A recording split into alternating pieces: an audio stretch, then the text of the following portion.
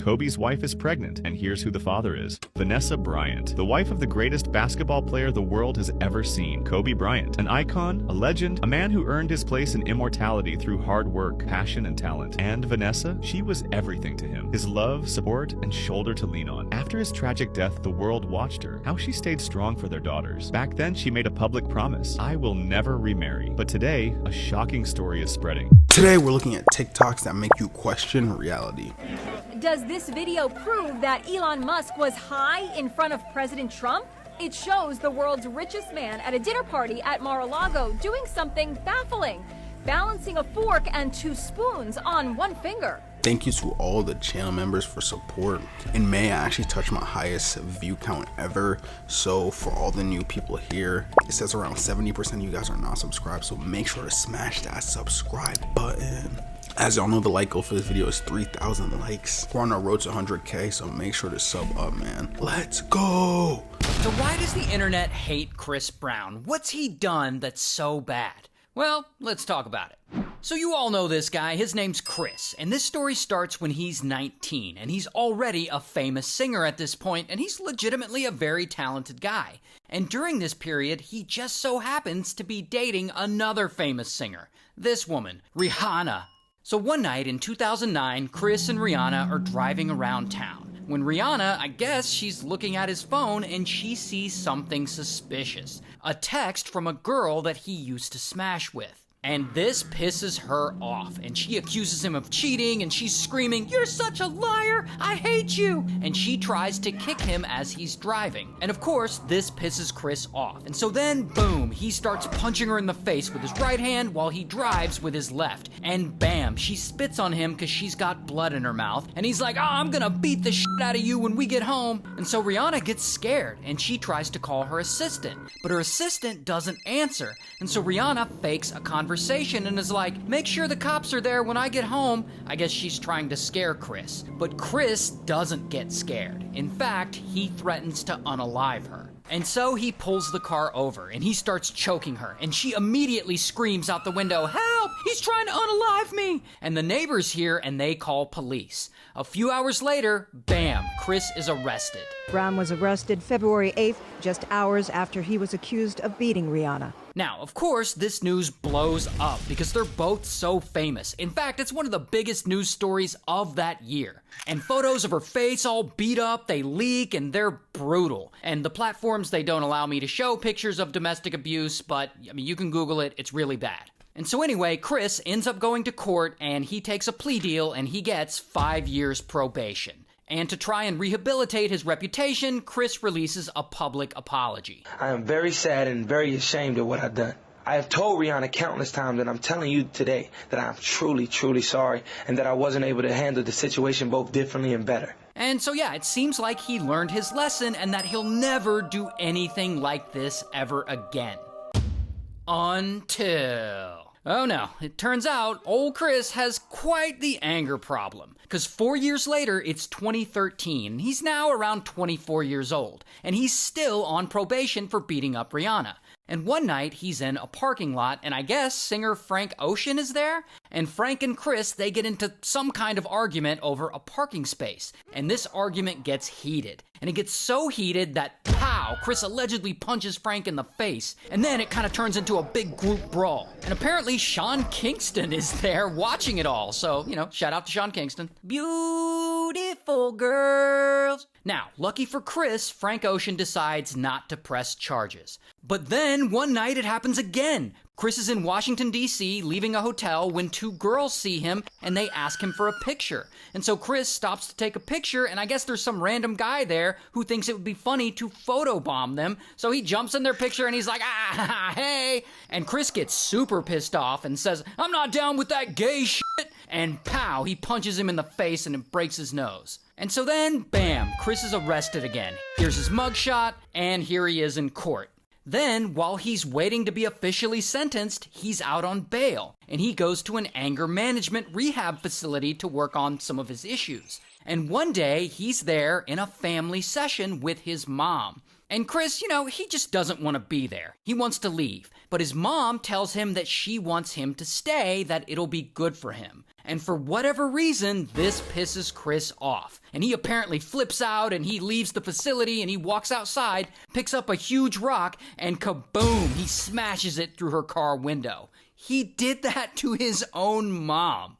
And of course, he gets kicked out of rehab because, you can't be violent in rehab. And so he goes back before the judge, and the judge orders him to attend another rehab facility, making it clear if you leave this rehab facility, you're definitely going to jail. So in 2014, Chris is at a new anger management rehab facility, and one day they're all doing a group therapy session, and the facilitator starts this exercise with the group. He's like, let's go around the room and everyone say something that you're good at doing. Chris, what are you good at doing? And I guess Chris is grumpy that day or something, and he's like, I'm good at using guns and knives. Which is not the best thing to say when you're in anger management. And of course everyone's like, what the fuck? And so anyway, boom, Chris gets kicked out of rehab again. And because of that, he has to spend 108 days in jail. Oh, but it keeps going. 2 years later, New Year's Day, Chris has a little party in his Las Vegas hotel room, and a woman there ends up taking a picture of him without his consent. And Chris, he gets real pissed off again, and he's like, pow! He allegedly punches her right in the face. And of course, she ends up filing a lawsuit against him, and Chris gets mad that she did this, and he posts about it on his social media. Obviously, somebody's looking to get a check or start some shit. I don't know this old-looking bitch. This bitch old, like dusty. She came to Vegas, she probably came to my room, it was too ugly to get in. Anyways, this drama ends when Chris ends up settling with this woman out of court. That same year, in 2016, Chris gets in trouble again because he had hired some kind of manager to help him rehabilitate his bad image. But one day, he allegedly gets mad at that guy and he flips out and he starts punching his own manager. And the manager ends up suing him, and once again, they settle out of court. And so bro just keeps going. Like, you can see a pattern here. Over the years, he's accused again and again and again of assaulting people and essaying many different women, including one time in 2020 on Diddy's yacht, where he allegedly essayed a dancer he met there. Because, Chris and Diddy were apparently friends. In fact, since that first incident with Rihanna back in 2009, there has never been a time period where he wasn't dealing with some sort of serious accusation or assault charge. But then we get to what's going on with him recently. So it's 2023, and Chris is around 34 years old now, and he's on tour in the UK, when one night he goes out to a nightclub in London. And there, Chris gets pissed off for some reason, probably over some dumb shit, and he allegedly picks up a bottle of tequila, and boom, he smashes it over this music producer's head. And the music producer falls to the ground, laying there unconscious as Chris punches and kicks him. Allegedly. And so, of course, local police put out a warrant for Chris's arrest, but by this time, he's already left the country. And 2 years go by, and now it's 2025.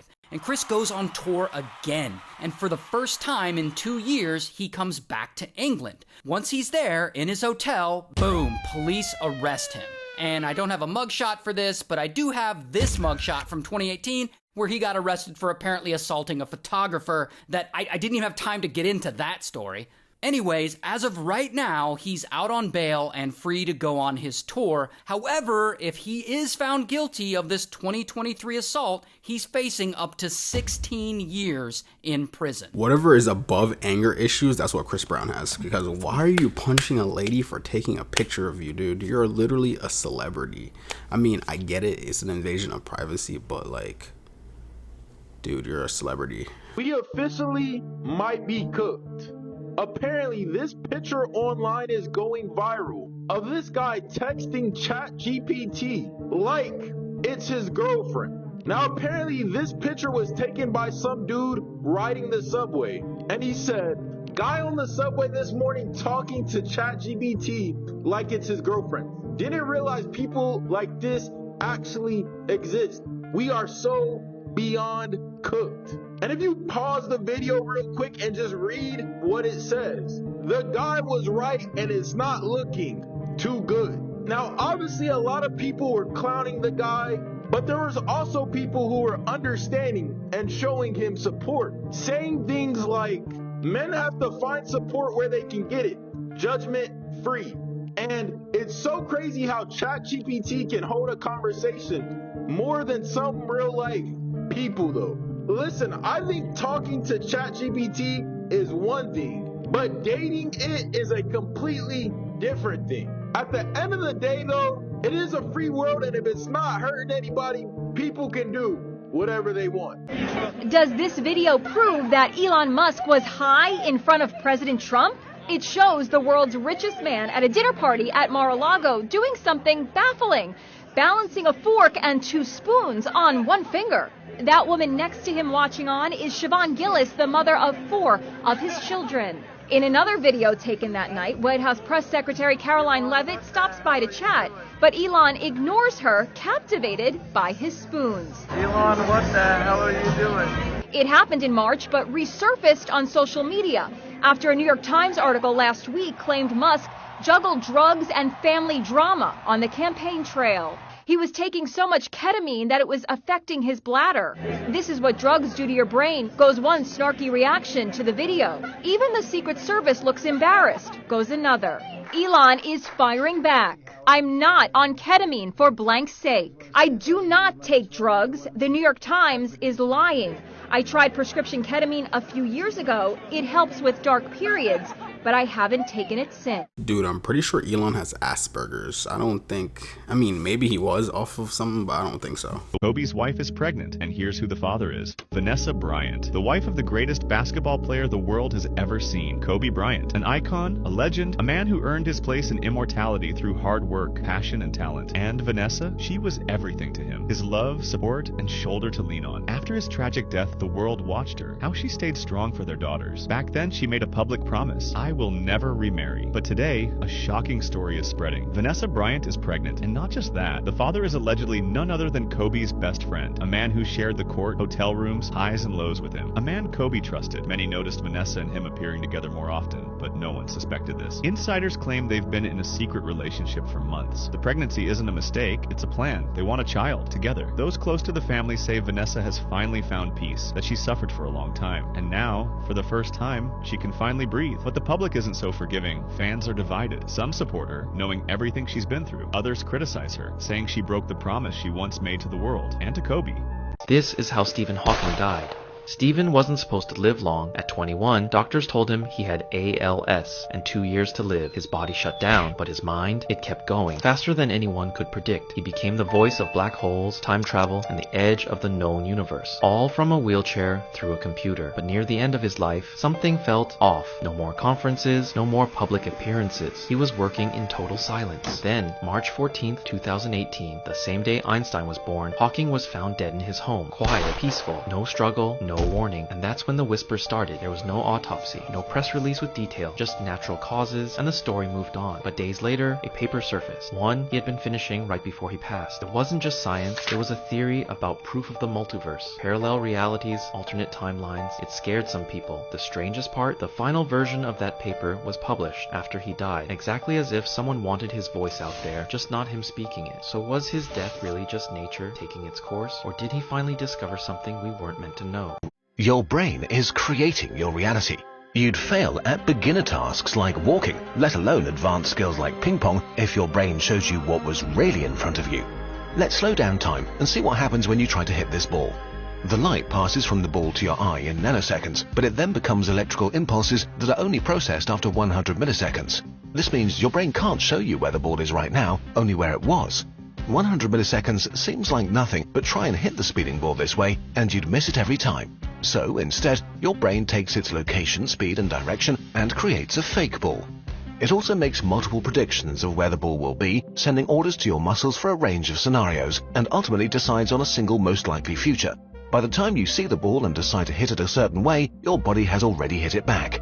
Even when it comes to your emotional reactions, your brain is constantly making predictions about reality. To find out what's really going on, watch our full video. A man tossed a Coke can into the polar bear enclosure, but the bear picked up and drank. The crowd gasped. Someone caught it on camera, and the footage went viral within hours. Overnight, The zoo became a tourist magnet. People flew in just to witness the incredible animals everyone was talking about. Lions that never roared, gorillas that walked a little strangely, and, of course, the polar bear that seemed to love soda. Visitors left confused. The animals acted differently, but because they looked so real, no one questioned it. Until one day, a child screamed to his mother about the bear having a zipper. Suddenly, everything made sense. The unnatural movements, the perfect fur, the suspicious human stares. The truth was, the zoo couldn't afford real animals, so the owner came up with a wild plan. He hired people to wear lifelike animal suits and act like the creatures they couldn't afford. And somehow, it worked. The zoo fooled the world, and the man behind it became a millionaire, all because... Schizophrenia Simulator. What my daily life is like. Veterans, waves undulate. That's really cool. Look at the water. Hey, get out of here. That's these are my seeds. Hello, little squirrel. Friend. Nice friend. Oh, it's such a beautiful day. What's so beautiful about it? Watch out. My boyfriend. You don't know if that thing is gonna be stumped up. Don't listen to him. He's so friggin' grumpy. Whoa, balancing like a circus act. Hello, my name is the tree. Oh, coming at you. You see that? Keep yourself steady. I am a tree. I have many friends next to me. Well, I'm forever. The rooster goes home to roost. Hello, I'm discreet. Oh, you get it on your pinky thing out and stuff. Oh, good. Consciousness. Your hand out and they come out. Red light. Look at all the normies. Very peaceful at night. It's a lot scarier, a lot more peaceful than walking through a mall at night. What if your mind is actually not inside your body, and rather your body is actually inside your mind?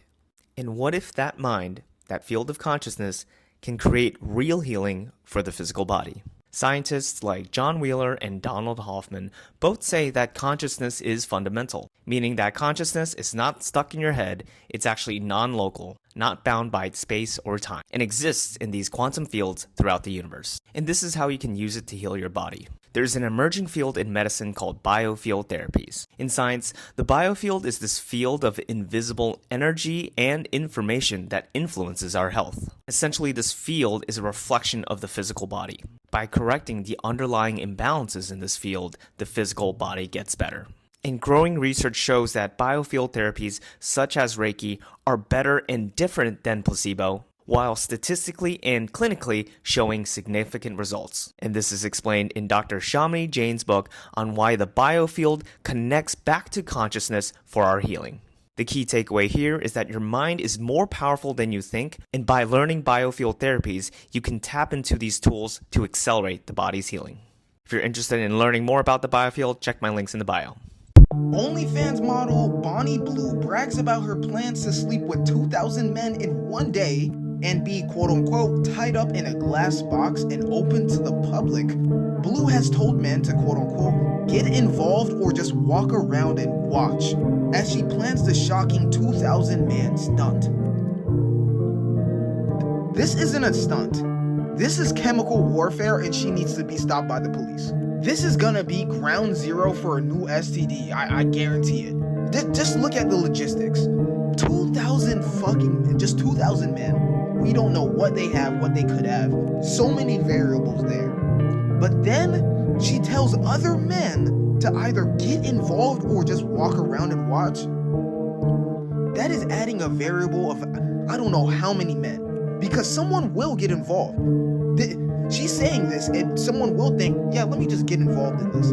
Disgusting, not knowing what those people could have. And I just read this again. A glass box open to the public? She needs to be arrested. This has to be some form of like sexual harassment, but it's just rated E for everyone. Like, that's crazy. The SR-71 Blackbird is so fast that it is unable to do a U-turn while flying over the state of Ohio. At its top speed of 2,400 miles per hour, it literally needs multiple states to complete a full UE.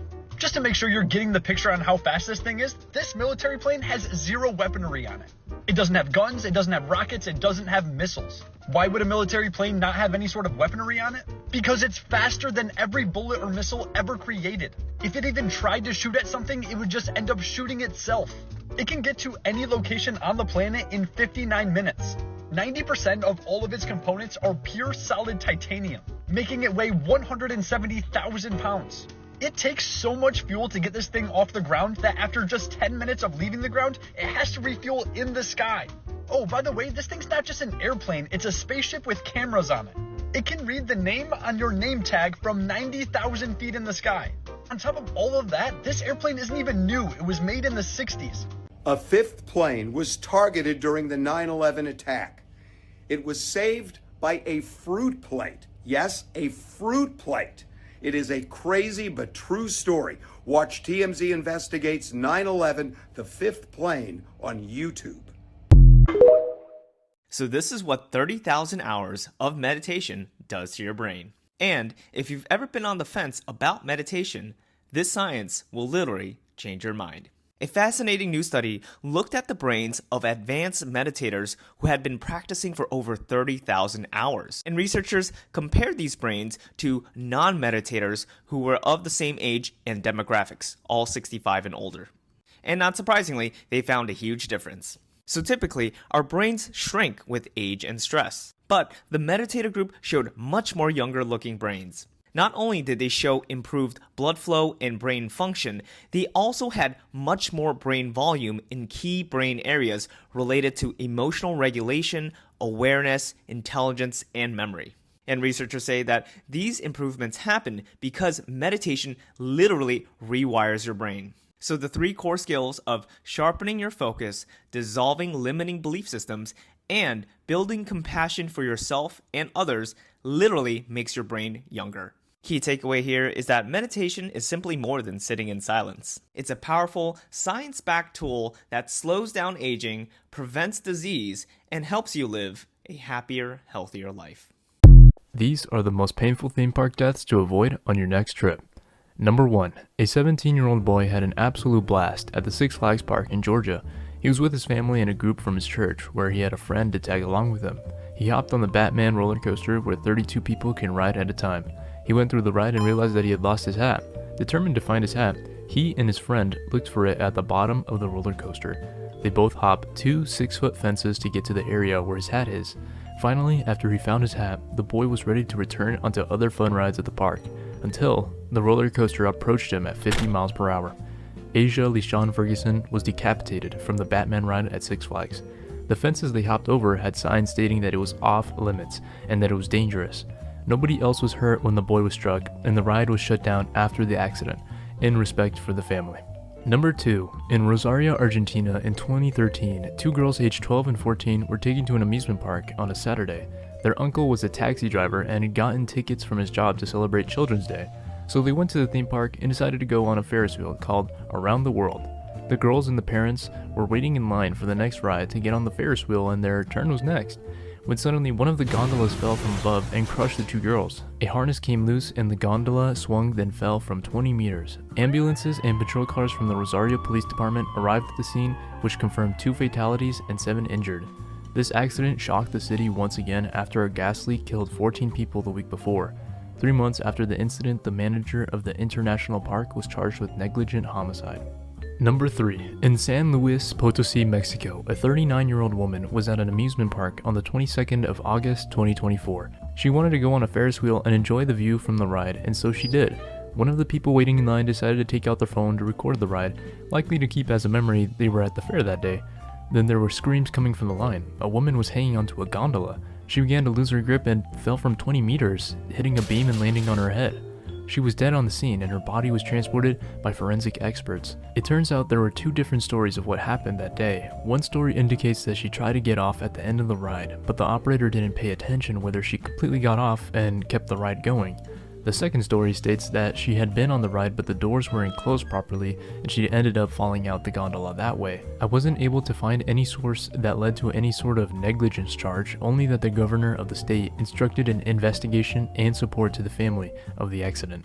Number 4. A groundskeeper named Samuel Guyton is at work at the Six Flags amusement park in Georgia. He's doing his usual business, keeping the area clean, attractive, and safe for the customers to enjoy at the park. The 58-year-old man was getting his work done when suddenly a 14-year-old girl's leg hit him at 50 miles per hour. Samuel was below a roller coaster ride, and the dangling legs of a girl had hit him in the head. He was transported by paramedics to a hospital, where the blow caused his death from heart failure. Turns out nobody knew why Samuel had gotten into the locked and restricted area that was below the Batman ride at Six Flags, where the signs clearly stated no employees could enter at all times. Number 5. It was 1997 in Oklahoma at Bell's Amusement Park. A 14-year-old boy named Patrick Kurek was at the fairgrounds with his family. It was a day where the park was promoting a ride from the coaster for the cost of only 25 cents, so the place was packed. He decided to go on a roller coaster called the Wildcat, a roller coaster ride that could hold 4 people in a car and would have the basic components of an average roller coaster. Patrick is allowed by his parents to go on the ride and is ready to have a thrill with other passengers. The car began to slowly climb up the hill and was about to reach the peak when a crack was heard and it started to go backwards. Suddenly the car was hurling down the 13-meter slope into the upcoming car behind them, where they crashed and Patrick and 2 other passengers were ejected on impact. He fell from the ride onto his head, hitting a metal bar. Emergency workers pronounced him dead from blunt head trauma. The 2 other passengers that had fallen out of the cart were taken to the hospital but survived with minor fractures. The anti-rollback device on the car had a part made of plastic that was not approved by the manufacturers. After the tragedy, there was no official settlement disclosed between the park and the family from the accident. The park was dropped of any criminal charges and was closed down 9 years later. While I was researching this accident, I came across a comment claiming to be an employee from the park. He went into detail that the day the accident occurred, the 14-year-old boy and another kid had been aggressively shaking and moving the car before it had rolled back, stating that even if the park ordered the same kind of plastic it should have, it would have broken the plastic anyways. It made sense to me since the park was dropped from charges. However, I can't confirm if this was true since it was a comment on a YouTube video, but I'd figure it was worth mentioning. Number 6. In May 1972, at the Battersea Fun Fair in London, there was a wooden roller coaster named the Big Dipper. It was more than 20 years old and was a popular ride in London's fun fair. A 14-year-old girl named Carolyn Adamczyk went aboard with her friends. They hopped on the ride and were about to reach the peak of a slope when all of a sudden the hauling cable snapped. Now, the way this roller coaster worked is there would be a man in between the cars to control the speed of the ride, so even the man who was on the ride to control the brakes could not stop the ride from going backwards after the cable broke. The reason for this was because the brake mechanisms underneath the cars were defective and missing. The passengers initially thought he was part of the ride, but then they saw his face worried and panicking. They began to panic too. The train began hurling back, then turned around a tight curve where one of the 3 cars derailed, causing the train to fall 15 feet and to pile up onto each other. The other 2 cars rammed into the stationary train at the lobby area. 31 passengers were in the cars and 13 were injured from the crash. Medical personnel arrived and found 3 children dead at the scene. 2 other children were heavily injured and were brought to the hospital. However, they died after succumbing to injuries. This event is considered the worst roller coaster tragedy to have ever occurred in the world. Number 7. A 52-year-old grandmother was with her sister and 4-year-old grandson at Six Flags in New Orleans 2003 July 9th. She let her grandchild get on the Joker's Jukebox ride, a ride where 6 arms had 5 cars for kids to enter and spin around. She saw that her grandson's seatbelt wasn't on properly, so she went and tightened the belt for him. However, the ride began to initiate and spun towards the grandmother, bashing her head. She was thrown back and then hit again, but this time straight in her abdomen. She was rushed to Lakeland Medical Hospital, but was bleeding heavily and died on the way there.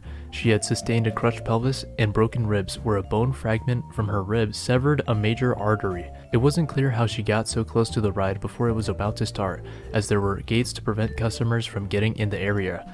After the accident, the ride was closed for 5 days until it was reopened with additional safety measures such as mirrors for operators to view the area better and a pre-recorded message with safety precautions to announce before the ride. I wasn't able to find if the family was compensated for this accident. However, 20 years later, it was abandoned because Hurricane Katrina flooded the area, and the ride in 2025 looks like this. Number 8. In 1997, a senior class from Napa High School was at Waterworld USA Park in California.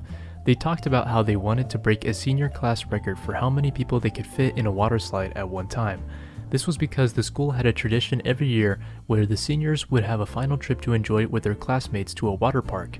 The previous record set the year before was 60 people on a slide at once. They stayed at the water park as usual, having fun going down the slides with their friends until an announcement was made calling students from the high school to return to their buses. This is when they all gathered to the top of the bonsai pipeline slide, which stood at 40 meters above the ground. Multiple students maneuvered past the lifeguard and began stacking themselves on the slide. The lifeguard blew his whistle and demanded the students to stop, but they kept on flooding the slide. He called security to get students under control until a loud noise was heard from the slide. The fiberglass holding the slide tore apart and opened the students into a free fall over 15 meters. 32 students fell into the park below, landing on flower beds, bushes, concrete, and beams holding the slide together. The group of seniors were seriously injured. Customers and employees went to each student and performed first aid. Ambulances arrived and each teen was transported to 9 different hospitals due to the high volume of victims. 17-year-old Quimby Gilodi was the only senior that died from the fall. She sustained major head trauma and her chest was crushed, dying 45 minutes after the accident. The water park was not at fault for the incident because the water slide was not being used as intended.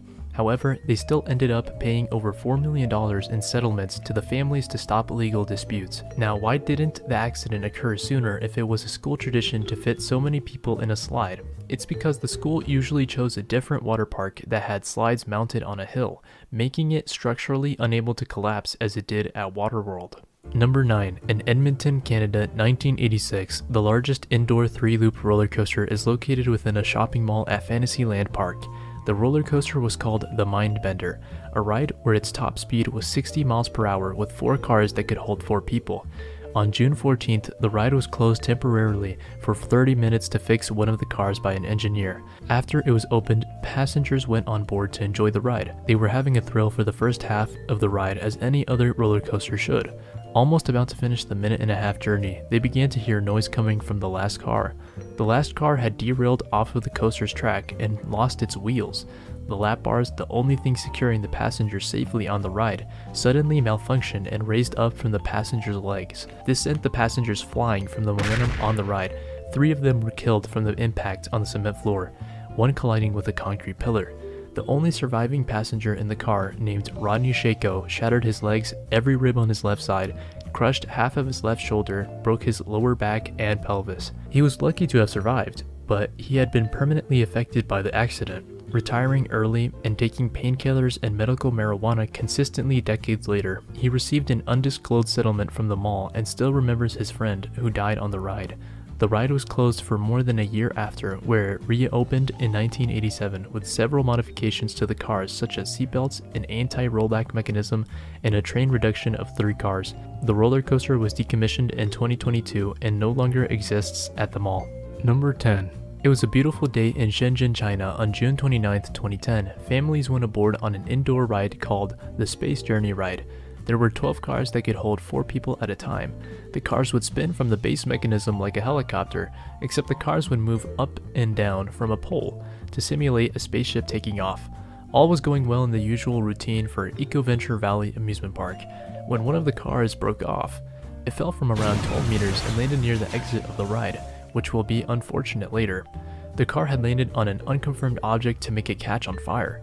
The ride eventually stopped and the passengers were now in a situation where smoke was filling up the building.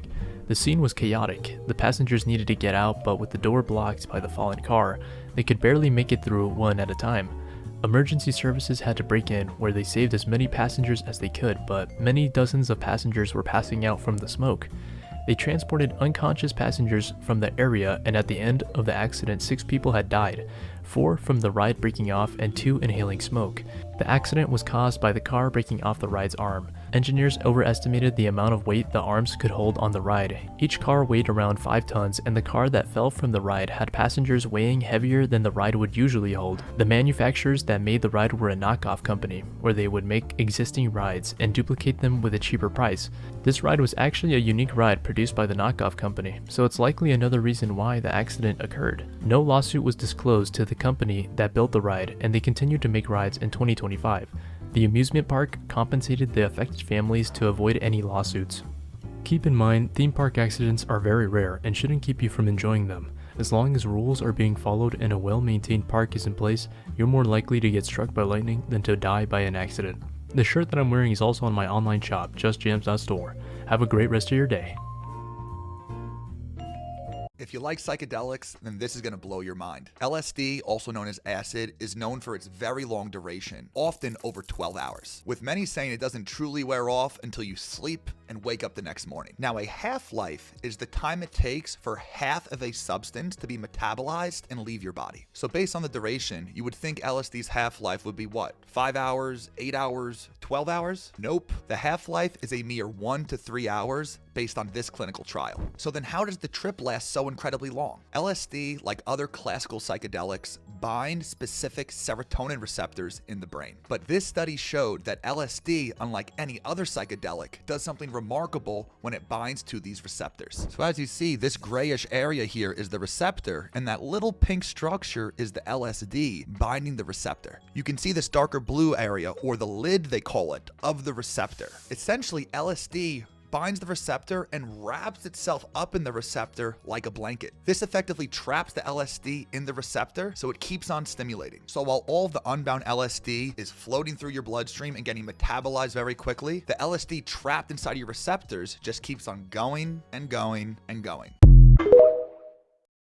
This is tragic. A 19-year-old student has just sadly passed away after unbuckling her own harness mid-air and falling to her death. You see, Tijana was parasailing while on vacation in Montenegro when something went terribly wrong. She had reportedly agreed to a free parasailing ride in exchange for a video to boost business with tourists for the summer holiday season. And before she took off, her friend said that she was happy and calm and waving at them, which made what happened next so unexpected. Moments after lifting off, witnesses on the beach reportedly heard her suddenly start screaming, put me down, and help me." Then video shows that in a moment of terror, she does the unthinkable. She starts unbuckling her own seatbelt and harness while 150 feet above the sea. I won't show what happens next. Now, we don't know exactly why she did this, because her family said that Tijana was not suicidal. The parasailing company said that Tijana might have thought that something was going wrong with the equipment and started to have a panic attack. Others started talking about the call of the void phenomenon. The owner said, "I guess she didn't do it consciously, but in a moment of uncontrollable fear."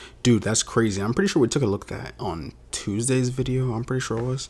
And the guy that was reported about it, he didn't go too deep about it, but that is crazy. I saw a comment that said she might have had like an episode, like a psychosis episode, and she was like in this delusion state. I mean, I don't know, but based off of what I see with her trying to get out, apparently something was wrong, because she would have been good if she just chilled. Like, even if she was having a panic attack, you know, deep breaths, she'd been good. But, you know, who knows what she was going through. R.I.P. her. Here's why everyone is talking about what happened in Russia yesterday. You see, not only did Ukraine carry out the biggest attack that Russia has incurred since World War II, but what Ukraine damaged specifically is why everyone is going crazy. You see, you have three ways that you can launch nuclear weapons: ICBMs, submarines, and dropping them from planes. Yesterday, Ukraine claimed to have destroyed a staggering 34% of all of Russia's warplanes that can actually carry these nuclear weapons. And keep in mind just how important, at least symbolically, it is for the United States and Russia to have equal nuclear capabilities. I mean, kind of the whole reason for the Cold War, and the bizarre explanation as to why the US and Russia have about 5,000 nuclear warheads, while the country with the third most in the entire world only has 500. So if Ukraine's Secret Service is telling the truth, even if Russia has the same or more nukes than the US, yesterday they just lost a significant ability to actually use them. And it's not just that, it's how they lost it. Because Ukraine used 117 aerial drones, which comparatively are such simple, cheap pieces of technology, yet they caused what Ukraine are claiming is $7 billion in damages. I mean, the biggest question that everyone's asking today is, how will Russia respond? Which is why World War III is trending again on Twitter. It happens every couple of years. I've seen some dude in the comment section of that exact video saying that they believe that Russia eventually, I mean, I don't know when his timeline of eventually is, but he said eventually he believes that Russia will drop a nuke on Ukraine. If he does, I feel like the whole world would turn on Russia. And not only that, Ukraine is pretty close to Russia. So wouldn't that affect Russia as well? So this TikToker is in big trouble. And he goes by the name Icy. And Icy loves to flex on TikTok. Like here he is showing that his jewelry's real, here he is showing off his car, showing off his house, showing off his outfit, I guess. I mean, you get it, he's that kind of influencer. But one day, Icy's out driving his pink Mercedes, and he's in traffic, and he gets into some kind of road rage incident with a couple of other people in other cars. Particularly with this guy, who we'll just call Joe, because I don't know his real name. So Joe and his buddy, they're in his pickup truck stuck in this traffic jam, and Icy, he's out of his car, he's yelling at someone else, and Joe calls out to him like, dude, just get back in your car. And Icy turns to Joe like, hey, don't f with me, I have a pew-pew. And then Icy throws his whole ass drink at Joe. So Joe and his friend, they get out of the truck and they are pissed. And Icy, instead of getting in his car and driving away like a decent human being, instead he gets into the glove compartment and pulls out a pew-pew and he points it right at them. And Joe and his friend are like, okay bro, chill. And they turn around and go back to their car. And when they do,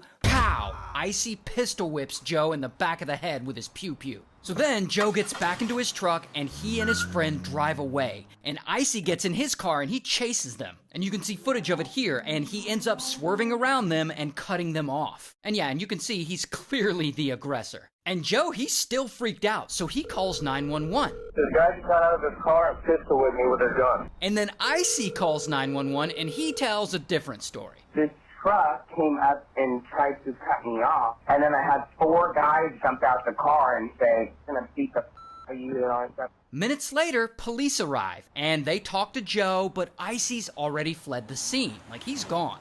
Later that night, police roll up to Icy's house looking for him, and he just happens to be pulling out of his driveway. So, bam, police surround him with their pew-pews pointed right at him, and Icy's like, don't you know who I am? Put both of your hands out the window, kid. We're not with you. I don't know who I am. Nope. Take your seatbelt off and get out of the car. Do it now.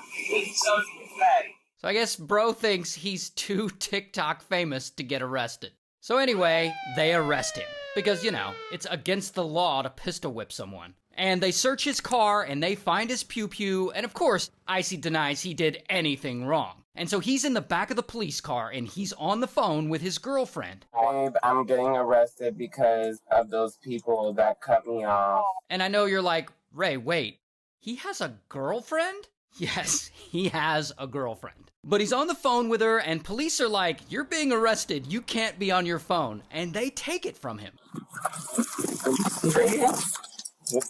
You can't take my phone, this is my possession, so now you're gonna be a thief? Now you're gonna be a thief. You're under arrest, you're not allowed to have the phone, okay?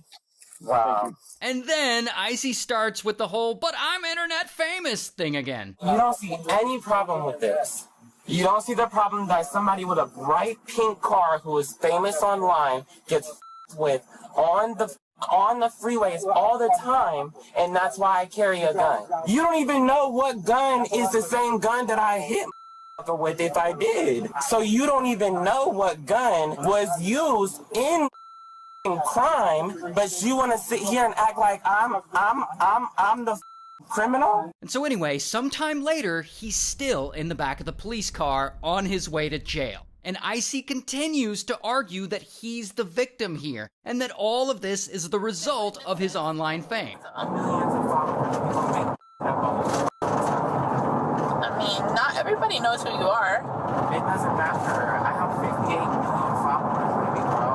Everybody who's been on TikTok or Instagram has seen who I am. You can't assume that everybody knows who you are. I don't assume that everybody knows who I am. I said a lot of people know who I am. And by the way, I don't know where he got that 58 million followers number, because his TikTok account doesn't show anywhere near that. But whatever, who's counting? So anyway, they get him to the station, and he keeps resisting arrest and trying to flex at the same time. You're not about to take $30,000, $40,000 worth of jewelry without me knowing exactly where it's going. And I'm going to write it on this form. So go ahead and write it on the form. No, I have to know what to put on it, so give me the jewelry. You don't know what this jewelry is valued. Wyatt, come on now. I don't. You this to me the whole entire time in the car. So nice to you. No, you've been calling. Get back in the car. Let him take his chances in jail. Okay. Oh, wait. They lose. And so at this point, I guess he gets mad, because he just starts vomiting insults at them. You guys are so annoying. It's like a power trip. You guys didn't do good. You guys had no friends in school. That's true. None. You guys had no anybody thinking that you were cool. So Tiger King, if you move your arm and get up. And then they throw him in the back of the car, and he like tries to kick them. Have a seat in the car. Hey! There you go. Another charge right there.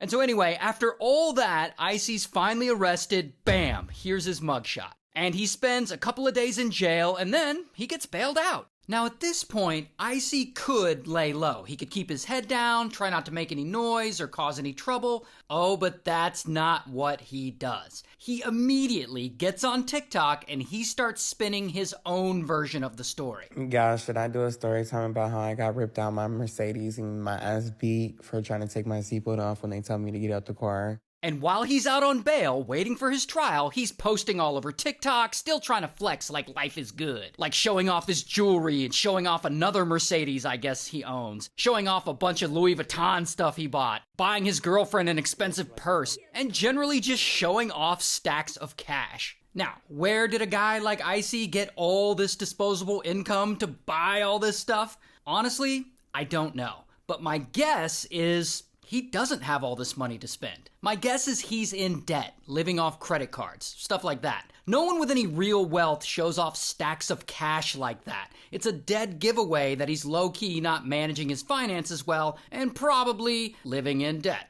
Anyway, eventually his trial gets postponed. So, in the meantime, bro is right back to living his best life. Until Icy gets in trouble again. Allegedly, he gets into it with someone else, and I guess he ends up keying that person's car or something? I'm not really sure. And police find out, and his bond is revoked, and bam, he's arrested again.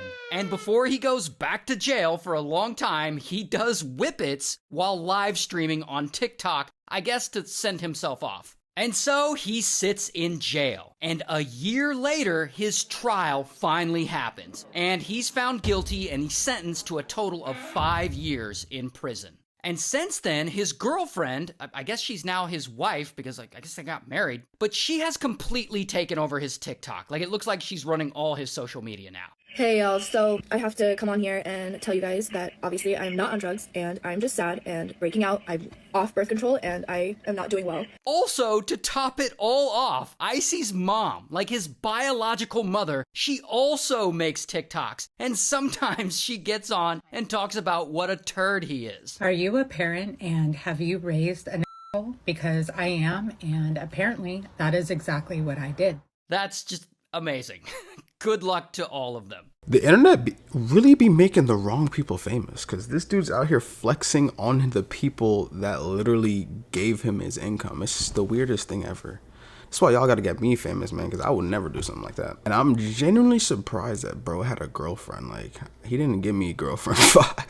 In a part of the video, he said something like, I have 58 million followers. Everybody knows who I am who's been on the internet.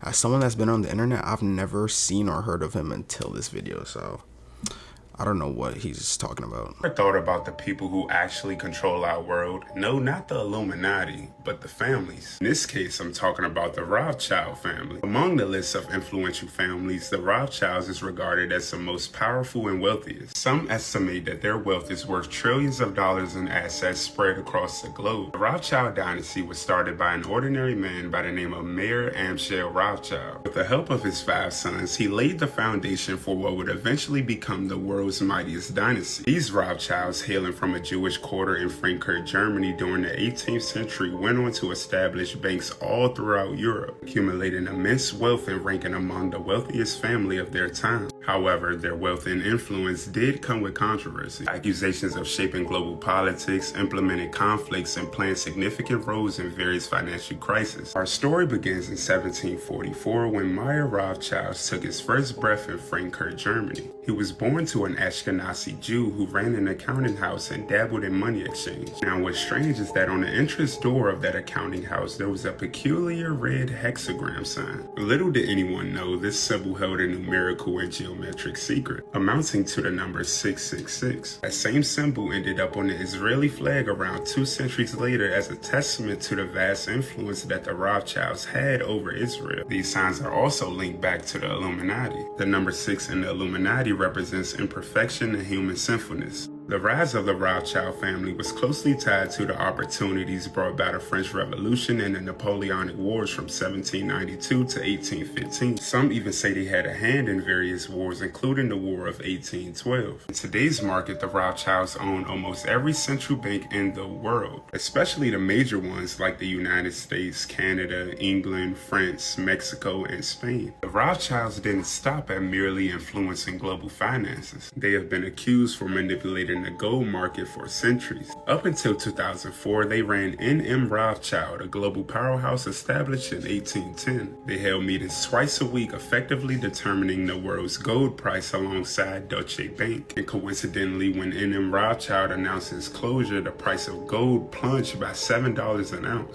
It is also believed that these people are responsible for every U.S. recession and depression. If they can influence gold prices, determine the outcome of wars, and control the Federal Reserve, I don't think it's a stretch to say that they caused every recession. Y'all let me know what y'all think.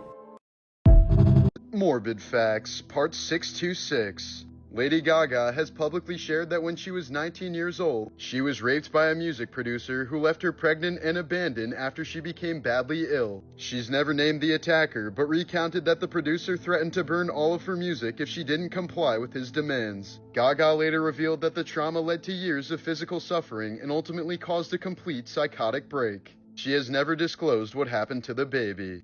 People living within a mile of a golf course have more than twice the odds of developing Parkinson's disease. This is due to continued exposure to certain pesticides, including neurotoxins, which are used to keep fairways and greens well groomed. In 2016, Melissa Ann Blair visited her murderous boyfriend Anthony Powell at the Oregon State Penitentiary and passed him 7 small balloons filled with methamphetamines while kissing him. Powell swallowed the balloons to smuggle them into the prison, but 2 of them ruptured in his stomach, leading to his eventual death from methamphetamine toxicity. This is what happens when you get way too close to a U.S. aircraft carrier. No flag, no AIS signal, no response on the radio. Just a rusty fishing boat drifting towards 100,000 tons of American steel like it had nothing to lose. At first, nobody panicked. Small boats show up all the time in busy waters, especially near choke points like the Red Sea or the Strait of Hormuz. But this one felt off. It wasn't following any traffic pattern. It zigzagged, slowed down, drifted sideways, then picked up speed again. From the bridge of the USS Gerald R. Ford, it looked less like a lost fishing boat and more like a test. So what do you do when a small boat, possibly loaded with explosives or surveillance gear, ignores every warning? You don't wait to find out, because this wasn't a drill, this wasn't a training op, this was live. And the next 10 minutes would show exactly how the U.S. Navy reacts when something sketchy gets way too close to the most powerful ship on the ocean. And trust me, this fishing boat, they picked the worst possible target. Inside the USS Gerald R. Ford Combat Information Center, CIC for short, the operator didn't raise his voice. He didn't have to. The screen already showed it. A small surface contact moving erratically, 4,000 yards out and closing. AIS, Automatic Identification System, was silent. No ship name, no origin, nothing. That's not unusual. In international waters, plenty of fishing boats don't broadcast. But this one?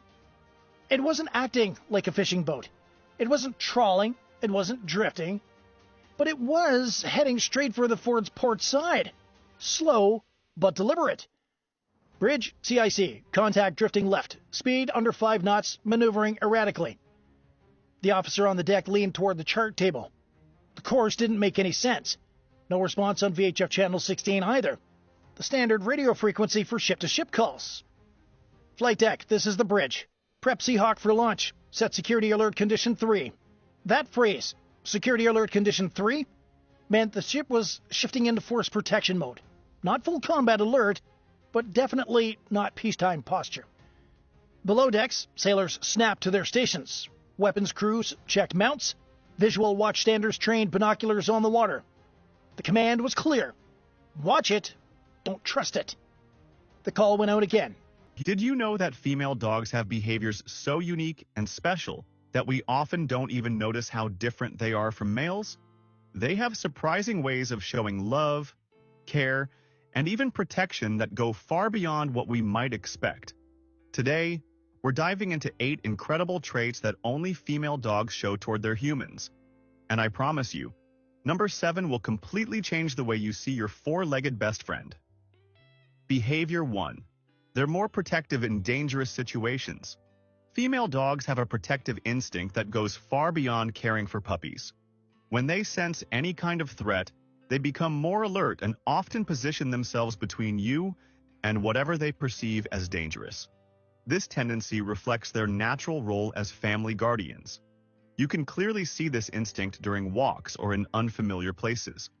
Unlike male dogs, who are often more curious and impulsive, females tend to observe their surroundings carefully and maintain a protective posture until they feel it's safe.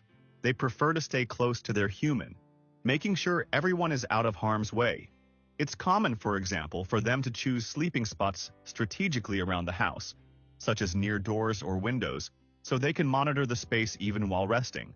This built-in vigilance shows their deep sense of responsibility for the safety of the pack. They also react to their owner's emotions in tense situations. If they notice you're anxious or nervous, they become even more alert, as if trying to make sure everything will be okay.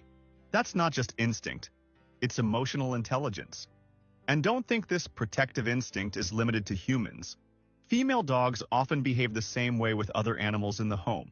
Famous Autopsies Part 29, The Man Himself, Kobe Bryant. On January 26 of 2020, Kobe, along with his 13-year-old daughter Gianna and 7 others, would board a helicopter traveling to Camarillo Airport to Mamba Sports Academy at Thousand Oaks to watch a basketball game. Due to fog and rain in the early morning hours, all air traffic in the area was grounded. Flight trackers showed the helicopter circle above the zoo, and then at 9:30, the pilot contacted Burbank's Flight Control Center and was told he's flying too low. By this time, it's 9:40, and they start to experience extreme fog, and they turn south and head towards the mountains, and they start to rapidly climb. And by 9:45, the helicopter crashed into the side of the mountain and would begin burning. All 9 would lose their lives. Kobe'd have multiple lacerations of his face, scalp, and neck, so severe that his teeth were showing through his chin. His internal organs and brain were just eviscerated, with multiple fragments of his organs being found across the scene. There were multiple fractures of his spine, ribs, and hips. His right arm was cut off and his left arm was fractured. The skin of his head, chest, and abdomen were extensively burned. He'd have multiple fractures of his femurs, and both his feet would be cut off but recovered. And I'm sure that you could guess the COD is blunt force trauma. He was 41 years old at the time of his passing. I have a question about T-Rex. I'm already positive it doesn't look like what we thought it looked like, but here's a big question. A horse skull looks like this, yet the majestic horse, it looks like this. And a dog skull, more carnivorous looking, but the dog looks like this, it has jowls, so why do we see this on the T-Rex and other carnivorous dinosaurs? Assume it looks like this. Why can't the T-Rex have jowls? Why didn't he look like this?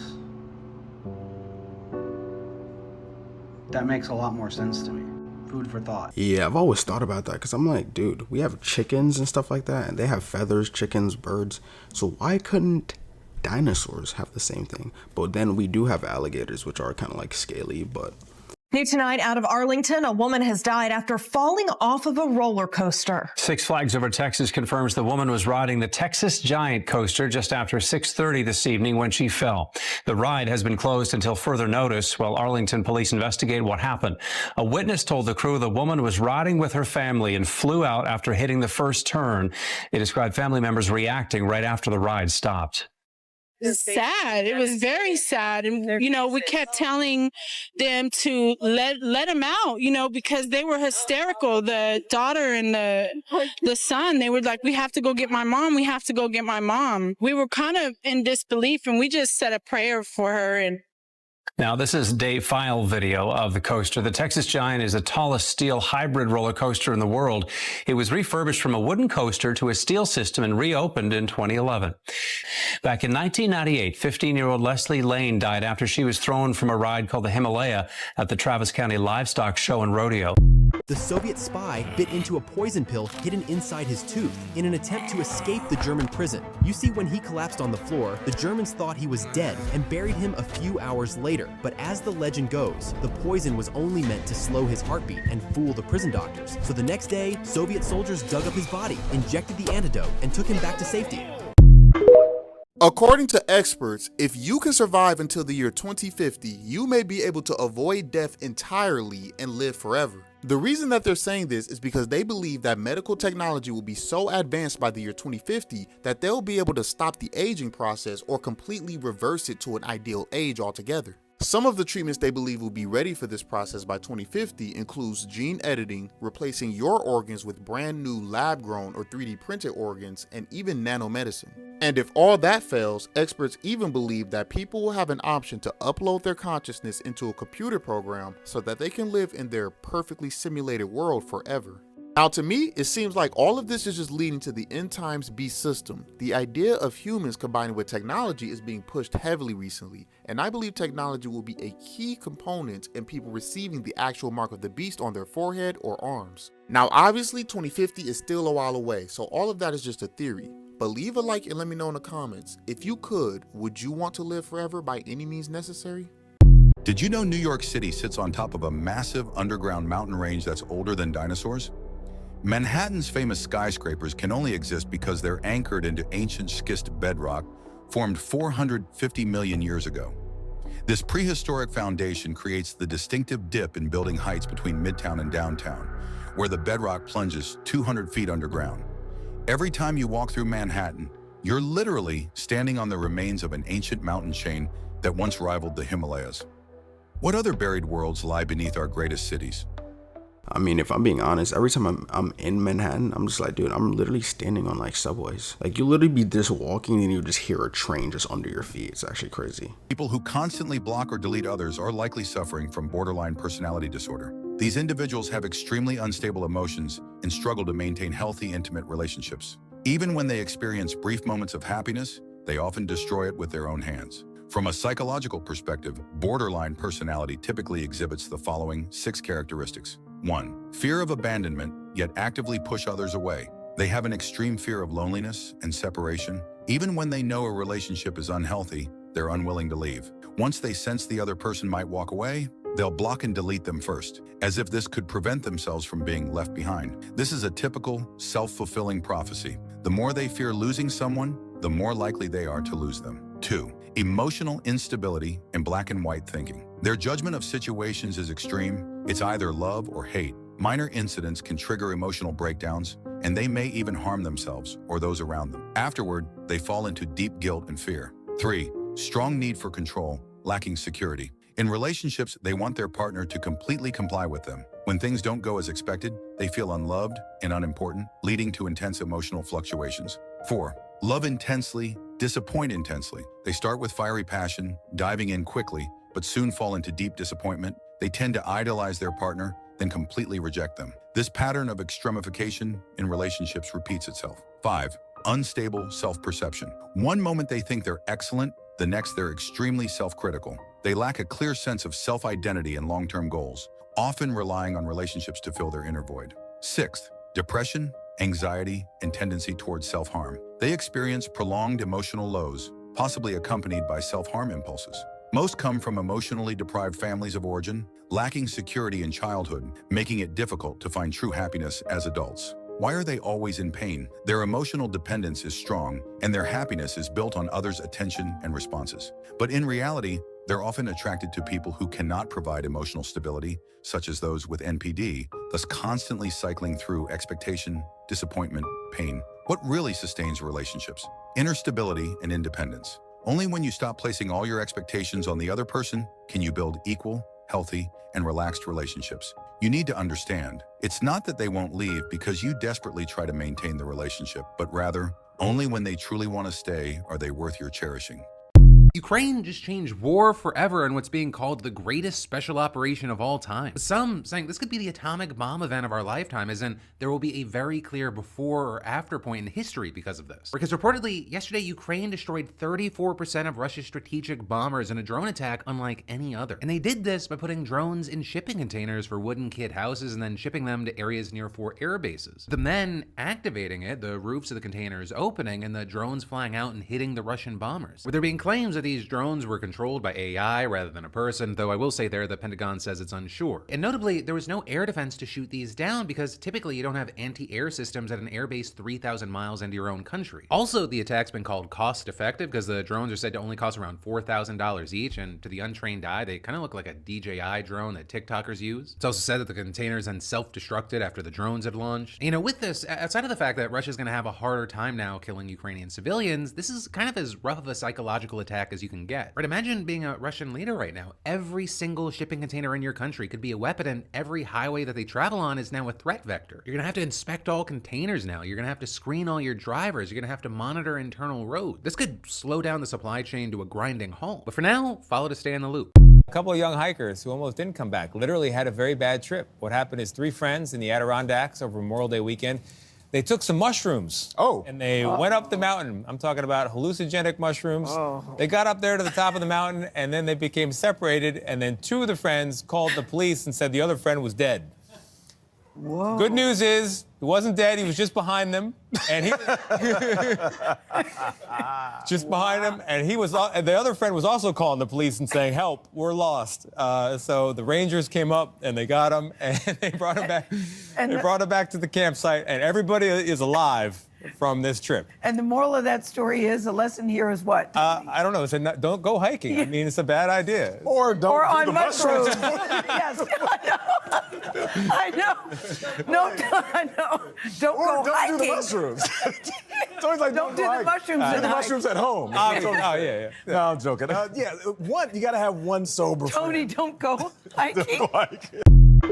I was on my way back home from the city. I had been hanging out with one of my friends. We got dinner, and I had hopped on the 747 train to Babylon. And I was in the car completely alone. I was the first one in, and this guy comes in, a really big dude, and he sits right next to me. And I happen to be sitting in the seats that are like, there's 2 seats here and there's 2 seats facing. And I had my legs up on the other seat in front of me. He comes and sits down. I'm already like, why is this dude sitting next to me? There's so many other seats. So I move my legs from being up just to make myself more comfortable. And he says, you don't have to move your pretty legs. I won't bother you. So then I was already uncomfortable by the fact of him saying that and sitting down when he could have sat anywhere else. So that's when I started recording him, just for my own peace of mind and safety. And yeah, weird dude. He was drinking. And he was trying to say something else to me, but I kind of just like tuned him out with my headphones. And I kind of just like looked out the window and like didn't pay him any mind. He eventually stopped trying to like say stuff to me. But yeah, no, the whole thing was crazy. I can't even believe that ended up being the Go-Go Beach Killer. That's totally freaking insane. I can't even believe it. The relationship between love and sleep is intriguing, as being with a partner can make you feel drowsy due to various physiological and emotional factors. Physical contact with your loved one triggers the release of oxytocin, the love hormone, which helps you fall asleep faster and stay asleep longer. Additionally, being close to your partner reduces cortisol levels, promoting relaxation, while synchronization of heartbeats and breathing enhances feelings of connection and trust.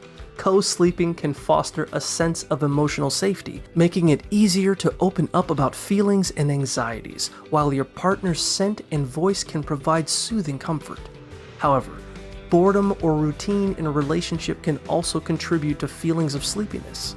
Ultimately, love affects sleep quality and overall well-being, with couples experiencing benefits such as lower blood pressure and reduced stress. Sometimes the best place to hide is right in plain sight. This is Gigi Bryant, and this is her dad, Kobe Bryant, and they supposedly died back in 2020 in a helicopter crash. And coincidentally, The giveaway at Kobe's last ever home game just happened to be him as a helicopter. And also, coincidentally, a Cartoon Network episode of this show depicted Kobe in a helicopter crash. Now I'm about to show you some other coincidences, and you can make up your own mind. Coincidences like how Gigi has been depicted as an angel more than anyone I have ever researched who supposedly lost their life. Her as an angel. And well, this is famous WNBA star Angel Reese. And when she held the NBA trophy, she couldn't help but say, "It reminds me of Kobe." And Angel just happens to be super close with Kobe's ex-teammate and someone he referred to as Big Brother, Shaq. So close that Angel affectionately refers to Shaq as Uncle Shaq. Kind of like Gigi used to refer to him as. Kobe's kids called him Uncle Shaq. Oh, and just in case you didn't know, Shaq's a 33-degree Freemason. Here he is with some of his brothers, and here he is wearing his Freemason ring. I wonder why they call it a secret society. Maybe it's because he keeps a good secret. I mean, so there's some circumstantial coincidences. It's not like there's physical coincidences like them having the exact same eyebrow, or them having the exact same motivated Kobe game face and lining up symmetrically. Okay, so there's another coincidence that's physical. It's not like they have any similar markings or anything like that. Because if they did, there's some psychopath out there that would have spent hours and hours and hours combing through the internet and looking for pictures where one of them has low enough makeup on to see her actual skin complexion. And someone out there would have found exact markings. But even then, again, that's just a coincidence. I mean, identical twins don't even have the same markings, so it would just be a coincidence, like the rest of it. Okay, so fine. Her name is Angel, and Gigi is depicted as an angel over and over and over and over and over again. But for them to really be the same person, I mean, there would have to be a coincidence of them sounding alike, right? Asia Wilson and Jackie Young. From the national championship game, and I've been dealing with this for 2 years now. And understanding, like, yeah, negative things have probably been said about me, but honestly, I'll take that because look where women's basketball is. Finally for you, what would it be like to one day be a WNBA player? I think it mean everything. I mean everything. Awesome. Just because of one single game. And just looking at that, like, I'll take that role. I'll take the... You know, one of these days, I really should start playing the lottery, because I must be the luckiest human in the world to find all the coincidences that I do. I must just have a knack for finding coincidences. And if you want more detailed information on this, where I'm not trying to sidestep the moderators, go subscribe, check out the full-length video. And of course, this is for entertainment purposes. I 100% see the similarities, but I feel like he's dragging it. I feel like he definitely dragging it more than it needs to be. This guy just rewrote Titanic history. In a simulation game, he took control of the ship and faced the same deadly iceberg that doomed the original. He spun the wheel like a madman, cranking it left with everything he had, hoping it'd be enough to miss the iceberg. The result? He actually avoided the iceberg, changing the ending that haunted history. The passengers safe, the ship untouched. Someone give this man a medal. Don't close the car window and sleep in the car with the air conditioner on. This is because the air conditioner needs the engine to run at high speed to provide power to the air conditioner compressor. However, when the engine runs at high speed, the fuel cannot be fully burned and carbon dioxide is produced. If the car window is closed and the air conditioner is in the inner loop mode, carbon dioxide will accumulate in the car and the concentration will continue to rise, causing the car to be poisoned. At the same time, the space in the car is small, and if the air in the car is set in the inner loop, the human breath will lead to less oxygen in the car, and the carbon dioxide produced will be higher and higher. But with the increase in carbon dioxide concentration, people will be in a state of coma and a lack of oxygen in the brain. Imagine you take off your headphones, and your head has a dent. Thousands have reported strange grooves forming where their headset rests. It's not reshaping your skull, but constant pressure deforms skin, fat, and muscle layers. Over time, it can trigger tension headaches, scalp pain, and even nerve irritation. It's not just a dent. It's a warning sign your head's under pressure. Hit follow if you know someone who games a lot. Okay, you asked for it. Here are 5 more things I won't do because I've been a mortician. Number 1, I will not purposely cut anybody off in traffic or do anything that would make them want to run me off the road and unalive me, because that has happened. Road rage is real. Number 2, I would not swim in a lake without wearing a life jacket. And in fact, I wouldn't swim in a lake at all because I've made so many removals in lakes that I've been scarred for life. But get me on a boat, but I'm not going to be swimming in the lake. Number 3, if I hadn't gone to the bathroom in more than a week and a half, I would go to the emergency room. I've seen it. She was 30 years old. Her colon ruptured. She got sepsis and she died. Number 4, I would not joyride in the country with my kids in the back of a pickup truck. Too dangerous. And number 5, when the light turns green, I look both ways and I wait 3 seconds before pulling out into the middle of the intersection.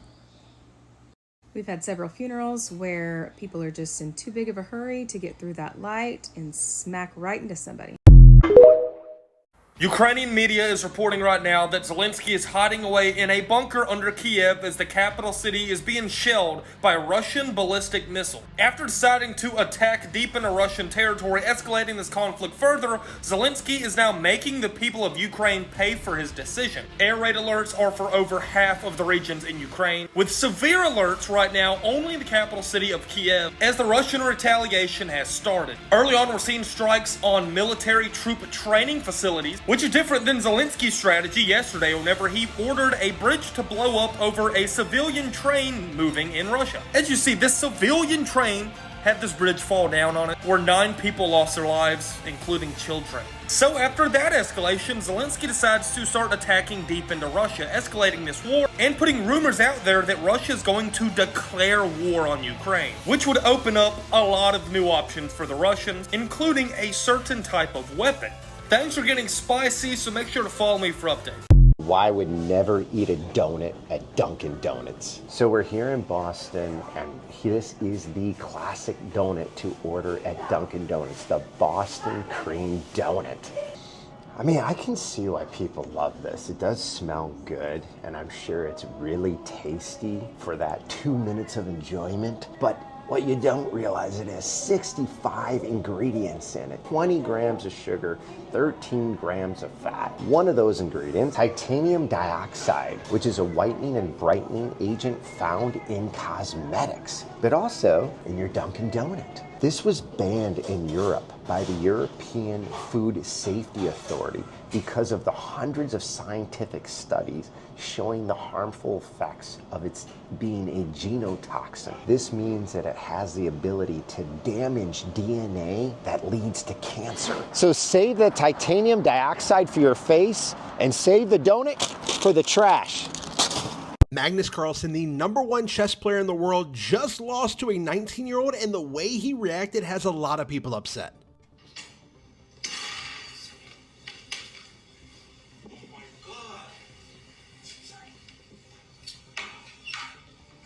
Now, Magnus Carlsen is the #1 ranked chess player in all of the world, and this man right here is an unknown 19-year-old that was playing him yesterday in the Norway Chess Championship. And as you can see, when Magnus lost, even the guy that beat him was in complete shock that his life just changed forever, because he will forever be known as the man that made Magnus Carlsen act like that. He even said himself in an interview that 99 out of 100 times he would lose against Magnus, but that one time just now happened. However, people online were absolutely upset, saying this is a ridiculous behavior and against the sportsmanship. He must be penalized for his conduct. And this guy right here, the unprofessional behavior by Magnus. Magnus was too emotional, but he did try to be a good sport. It's fine. Congrats to Gurkesh. In my opinion, anyone that says he needs to be penalized for how he acted is definitely overreacting, because, you know what I'm saying, if you spend a lot of your time doing something and you lose, you're going to react that way. But it's just the fact that he didn't project that on his opponent. Like, he wasn't like, what the, you know what I'm saying? Like, he was just like, good game, dude. So I think he's good. He'll probably bounce back stronger, if I'm being honest.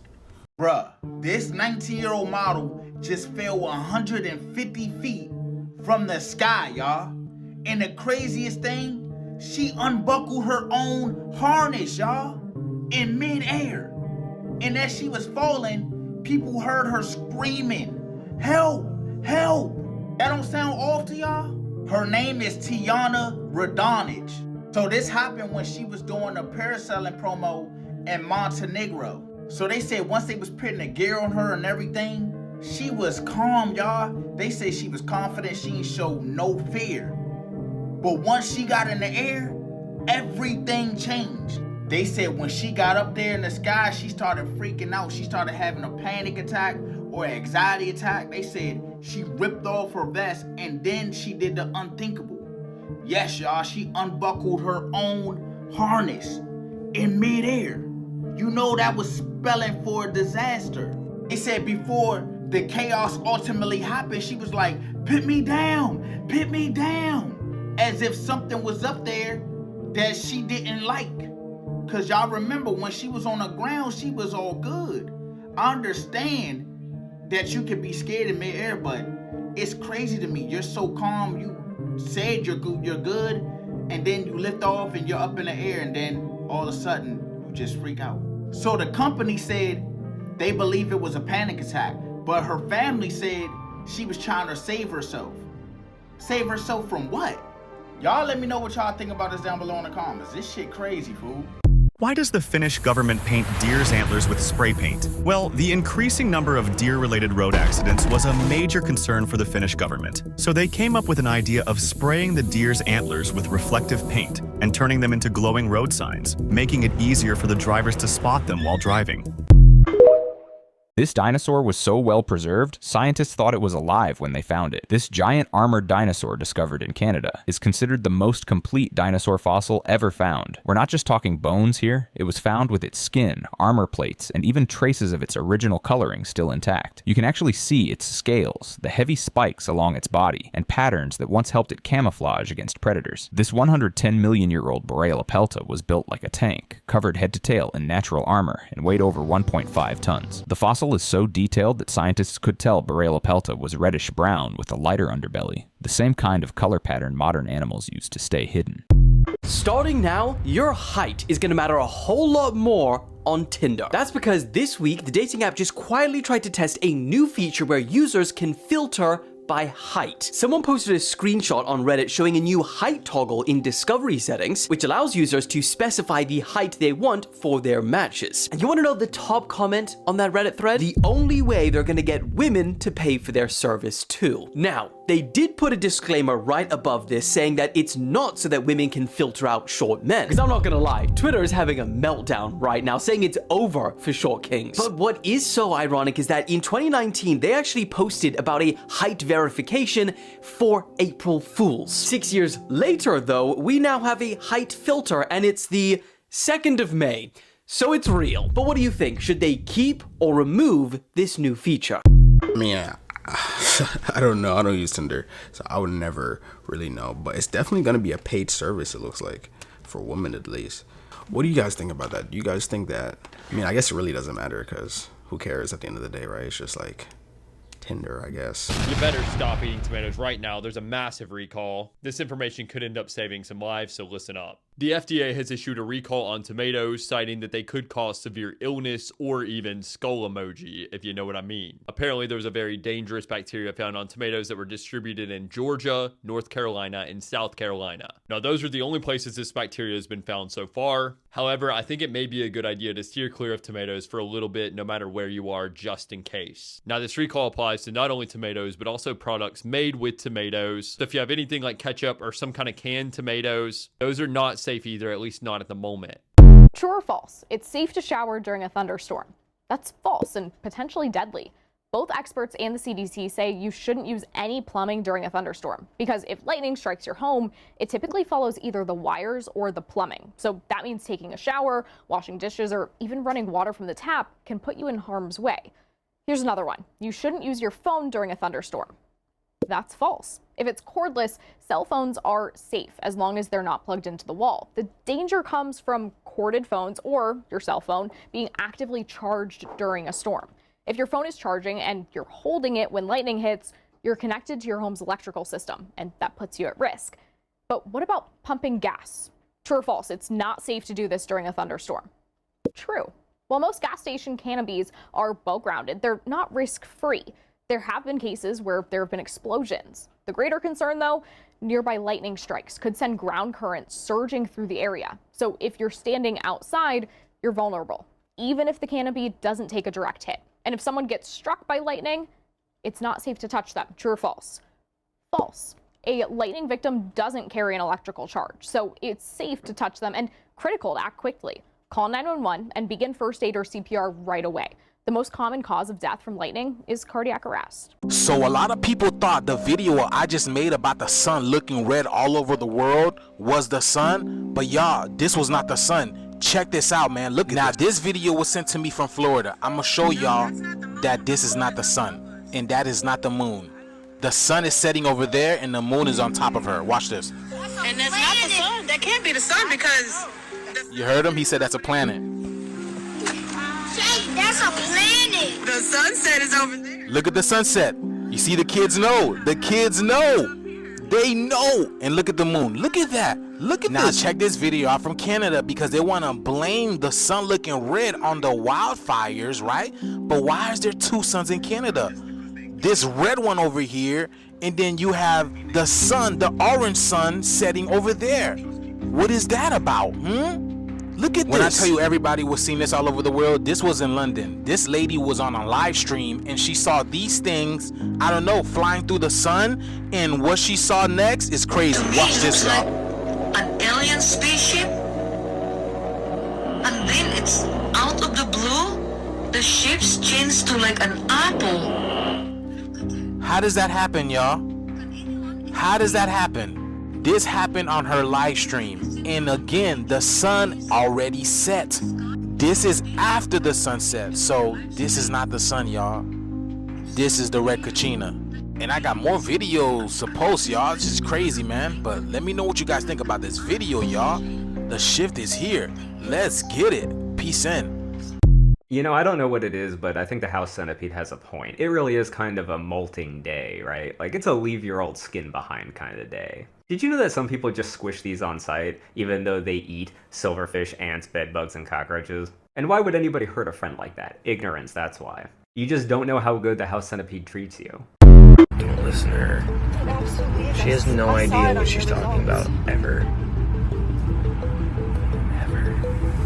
Hailey Bieber fans are furious after husband Justin's disgusting comments about her pre-pregnancy body resurfaced. This comes as Hailey rides high from back-to-back victories, landing the cover of Vogue and selling her Rhode beauty brand for a staggering $1 billion. Instead of celebrating her wins, Justin reminded fans he once said Hailey would never make Vogue. He then marked her $1 billion Rhode deal with a silent repost, offering no praise. Adding fuel to the fire, a 2020 clip went viral, showing Justin telling Hailey, "If you weren't so hot, I would have got rid of you a long time ago." This video resurfaced just as Hailey's Vogue interview made headlines, where she opened up about returning to her pre-pregnancy body after welcoming their son Jack last year. This vulnerable moment is now overshadowed by Justin's remark. Fans were outraged, with some even calling his behavior abuse. Should Justin apologize for his past actions, or is this water under the bridge? I would definitely say water under the bridge. I mean, whatever that means. I'm pretty sure one of our previous videos, I literally showed you guys that exact clip of him saying that. There's been a terrorist attack in America just within the past hour. It happened in Boulder, Colorado. The terrorist used Molotov cocktails, which are bottles of flammable liquids with something flammable coming out of the bottle so that it can be lit on fire. At least one victim was lit on fire, and she had to roll on the ground to extinguish the flames. It happened in downtown near the courthouse in a pedestrian area that was crowded with people. Police do have a suspect under arrest. The terrorist attack happened at an event for Israeli hostages still in Gaza. The terrorist went on a rant about Palestine and called for death to Zionists before throwing the Molotov Molotov cocktails. He said, quote, "They are killers. How many children have you killed?" End quote. Police say they have not figured out why the suspect did this and are still trying to identify if weapons were used in the attack. They are obviously a little bit behind in the times. We do know some of the injuries may be life-threatening. Pay attention to the water, not the skies. That's what I told all of you, but did you listen? No. And now multiple reports coming out of Florida are confirming from sailors, Navy officers, military personnel that there is in fact a mothership under the water off the coast of Daytona Beach, Florida. Now, there have also been sightings of over 1,000 different orbs that are floating above this mothership. I kept trying to tell you, I'm an air sign, but something kept saying it's more about the water. It's the water. They're not showing up in the skies. There are going to be versions of them showing up in the sky, but pay attention to the water. When I got into that council meeting, all I could feel afterwards was we're being misguided. We're being misdirected. It's not over the skies. It's in our oceans. And now people are coming forward claiming and saying that they've seen it. So and before you say photos or didn't exist, I have so many friends from Florida sending me videos and photos. I have them, but TikTok has this thing where it removes the video if you attach those. So I'm just going to say, take what you will, leave what you won't, but I told you, pay attention to the water, not the sky. And obviously anything is for entertainment, education, conversation purposes only, but you're smart. In the middle of that, he said, I'm an air sign. I wonder what that had to do with anything. He said, I'm an air sign, but I just know they've been in the water. But for those who don't know, air sign means like an Aquarius. I'm pretty sure it's an air sign. And there's some other ones, but I'm not really too into that, so I don't really know. Have you ever seen an elephant tied to a tiny stake in the ground? It looks like they could break free with just one pull, but they don't even try. You see, when they were brought to the zoo as baby elephants, they were tied to that same stake. Back then, no matter how hard they pulled, they couldn't escape. Eventually, they gave up. And as they grew bigger and stronger, they never tried again. Not because they couldn't break free, but because they believed they couldn't. So I was on Twitter, right, and apparently there's this TikToker who, his girlfriend. And first and foremost and most importantly, my condolences are out for the victim and her family. May she rest in peace. But what's ironic about this whole situation is that the TikToker in question's content was centered around treating your girlfriend correctly and better. Now, this is something I've been meaning to make a video on for a while. I thought it would have went without saying at this point, especially since we're in 2025, but y'all need to stop trusting these male content creators who dedicate their content solely to pandering to women. We have seen this exact story play out time and time again, hundreds of times over on the internet. Men who make this kind of content are generally not safe to be around. And it's pretty obvious if you think about it for even 2 seconds. If you're a man who has to dedicate your whole online persona, your whole brand, to advertising yourself to women as someone who's safe to be around, as someone who comforts them, to someone who, I'm gonna spill the beans that men don't want you to know about. If he has to put that much effort into seeming trustworthy to women, then he's probably not trustworthy to women at all. He's probably not safe to be around. He probably won't make you feel comfortable. He's probably going to lie and manipulate you. And that's where all of the overcompensating and posturing is coming from online. Because these niggas know that they're scumbags. That's their whole game plan. All of these creeps, weirdos, these predators, they all use the same strategies out the same playbook. That's exactly how they expose themselves too, but a lot of y'all don't catch on because they're telling you the things you want to hear. I'm gonna keep it as real as I can with y'all. No grown man with no ulterior motives is gonna dedicate his content just to talking about women. It's one thing if it's like relationship discourse, that's a little bit different. But if they are just pandering to women, like, don't even bother trusting him. He just gave himself away like that. This is everything that happened on the news today, but it's going to be simplified in 60 seconds. So this is insane. There's officially a new COVID-19 variant that's called NB181 that is spreading through the US. Okay. They're saying that this new variant is associated with the same symptoms that were shown in the earlier strains of the virus. And they're also saying that the commonly reported symptoms so far are cough, sore throat, fever, and fatigue. Biohackers have now officially developed a night vision eye drop to let you see in the dark. whoa. They're saying that they took a compound that's found in fish that live in deep waters and they put it in eye drops and it literally gives you night vision, and they're saying that the symptoms go away by morning and there are no side effects. So that's suspicious. Japan has now created the first ever artificial womb that enables embryos to grow outside of the body. If this doesn't sound robotic, I don't know what does. Scientists are now claiming that if humans were to ever go extinct, then octopus would actually have the best chance to build the next civilization. So we have a little bit of hope. If you haven't heard about this yet, the FDA has now expanded the cucumber recall after a salmonella outbreak is now in 15 different states. This expansion actually includes a ton of products that are sold in so many different stores. So if you want to see the full video, just go on my page. I give you these news roundups every day, so make sure you add me and come back to me tomorrow. The U.S. Coast Guard has revealed haunting new details from the recovery of the Titan submersible, the vessel that tragically imploded in June 2023 while descending to the Titanic wreck site. Among the wreckage, one object stood out, an ink pen, perfectly intact. It belonged to Stockton Rush, the OceanGate CEO, who perished in the disaster. The pen, along with Titanic-themed stickers, business cards, fragments of clothing, and human remains, were discovered inside the sub's end cap, a bow-like structure that preserved remnants from the violent implosion. Investigators were stunned that the pen had survived, unbroken in a sea of shattered debris. It was found lodged inside a sleeve of Rush's suit, caked in sand. These recovered artifacts are now being cataloged as part of the Marine Board of Investigation, as the Coast Guard continues to piece together the final moments of the Titan.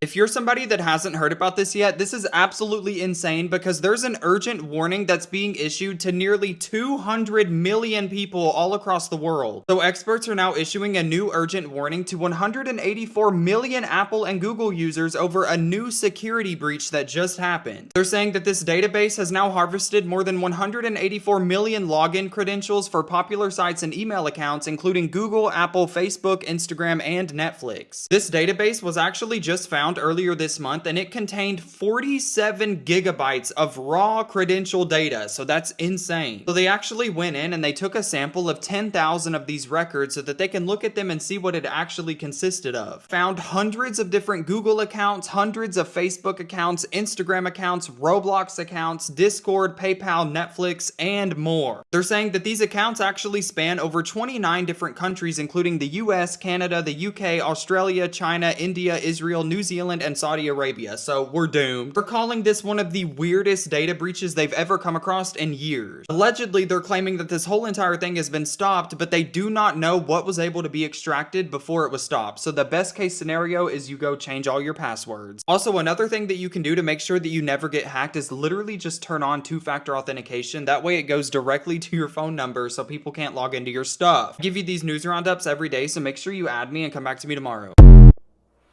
Boom! The sun went crazy last night, and now we have a severe geomagnetic storm watch. I'm meteorologist Todd Gross, and we're not just talking about auroras here. We could have communications outages and power surges if this comes to pass. Let me show you what's going on.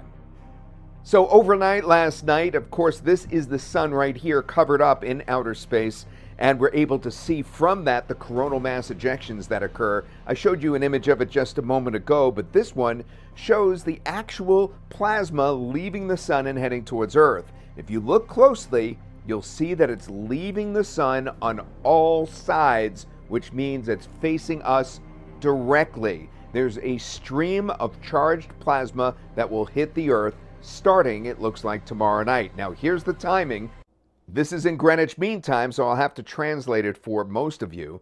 And basically, it's tomorrow night between the 1st and the 2nd that this is expected to reach its peak by NOAA. Now, I've pointed out before that the timing on these is tricky and they don't always get this right. But this is moving extremely fast. It's expected to get here in less than 2 days, which means it comes in tomorrow night very quickly. And just as it's getting dark, that would be right here, 0Z to 03Z, that would be 8 to 11 p.m. Eastern Time, it reaches a G4 geomagnetic storm, and they're cautioning it could even be a G5, which would be the most severe that we could have, almost as bad as what happened last May 10th, as an example.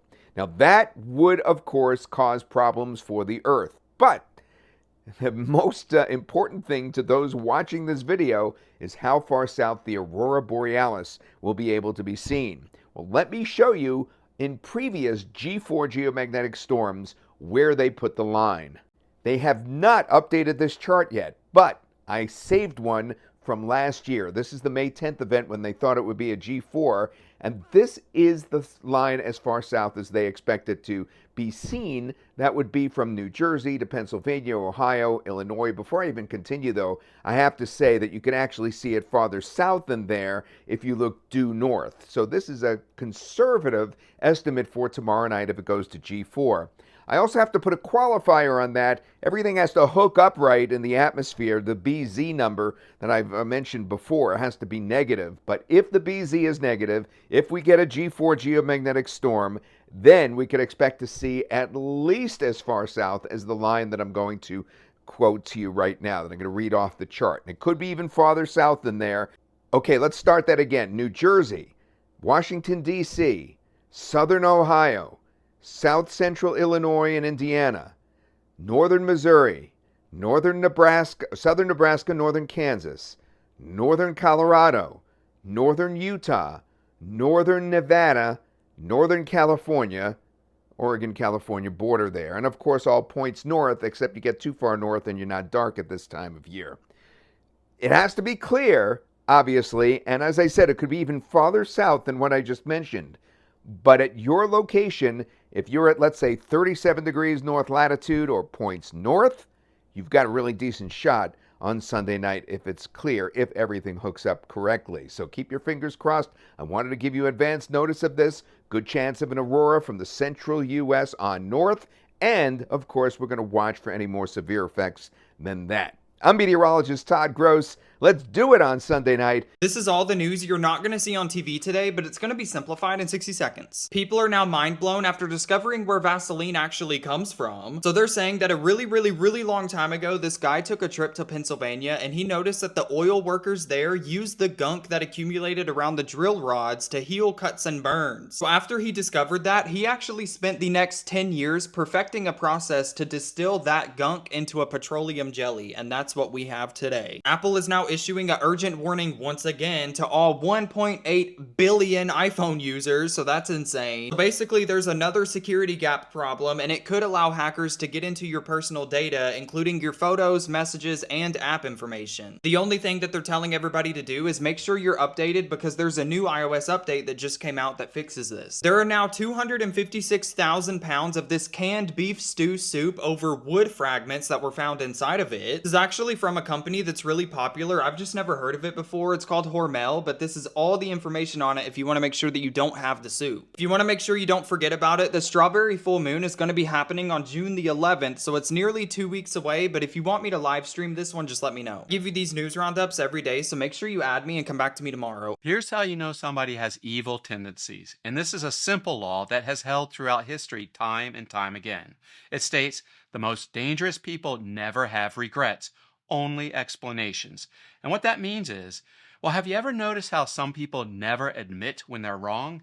How they always have a reason, an excuse, a way to twist the situation so they're never at fault? How they act like the victim, even when they're the ones who caused the damage. Compare that to someone who actually owns their mistakes, someone who doesn't twist the truth to look good, someone who doesn't make excuses, but instead makes things right. One of them is always justifying. The other takes responsibility. So if you want to know if somebody has evil tendencies, don't focus on how they hurt you. Look at whether or not they justify it. If you see a device like this, do not touch it. Take a look at your screen there. This is a pyrotechnic flare. It's about 8 inches long, and it contains the highly flammable phosphorus. If it touches the skin, it has the potential to cause serious skin damage, also respiratory issues.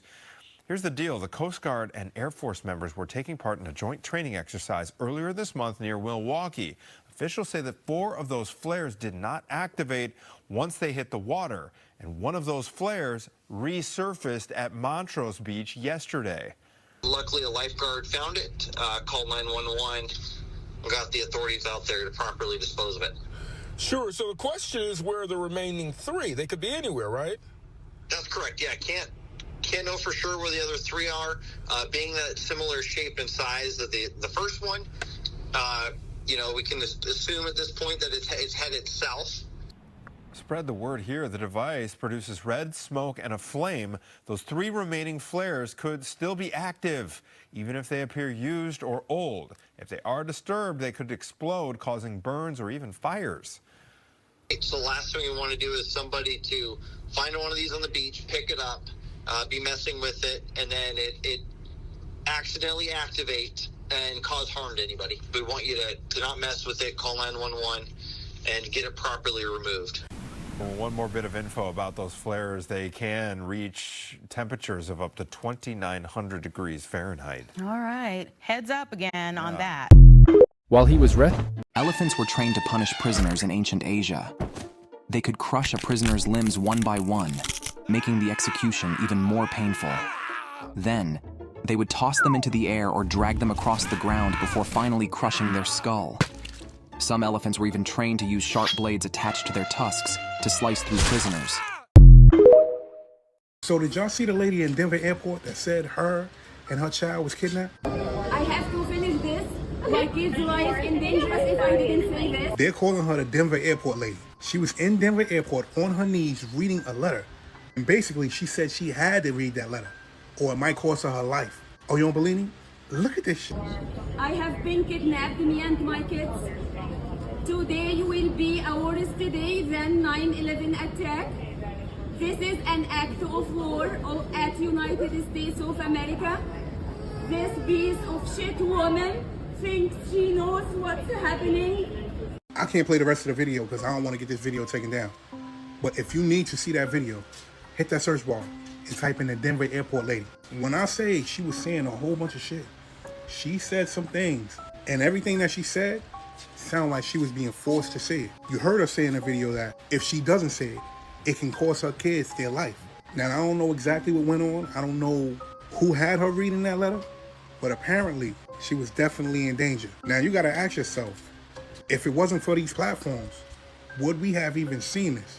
I'm definitely about to jump down that rabbit hole. Yeah, I don't exactly know when that happened, but I remember seeing it this morning and I was just like, what is going on? But apparently she was forced to say that, which is so scary. There's a full video of her saying the speech that I'm probably gonna play in the next clip, so. Thank you. I have to finish this. My kid's life in danger if I didn't say this. I have been kidnapped, me and my kids. Today will be a worse day than 9/11 attack. This is an act of war at United States of America. This piece of shit woman thinks she knows what's happening. We have programmed her to be loyal and stupid enough to follow our rules. Not only to know how to run away if she got caught, but also to explode an airplane like a pro. We have a weapon that you don't have, Americans. And we are getting the USA on the knees. China, Europe, Middle East, Japan are all one hand against USA, and this stupid running woman thinks she can save you by providing information that she's trying to provide and nobody listening to her. You are losing that war since 9/11 already. The last airplane, the helicopter that got fall down, it wasn't an accident. I know who did it. Please, they are taking video. Please go away from the video, please, ma'am. Please, this is for my safety. I am a US citizen and I have rights. Can you please take video of me doing this? It's just a little bit and I am done. Ma'am, you've been denied boarding? We need to keep this in. You've been denied boarding with your airline? You're now trespassing on airport property? I am so sorry, I am not trespassing anybody. You are now officially They did this to me every time I am trying to report. They will say I am trespassing and they will take me to jail so I can't tell what's happening.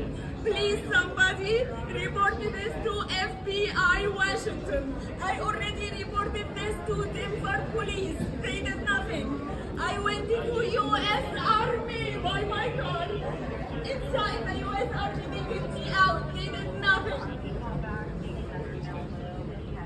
I am not a terrorist. My life and my kids' life are at risk if I said what I know. I am asking for USA protection. I am willing to provide all the evidence that you need and voluntarily be on the polygraph. I can be on the polygraph voluntarily. I need an FBI criminal lawyer. I am not speaking with the police without lawyer. Please, somebody help me. I don't know my rights and they are violating my civil rights. I am trying to report this. Every time I call 911, my call got forwarded to another person who pretended to be police.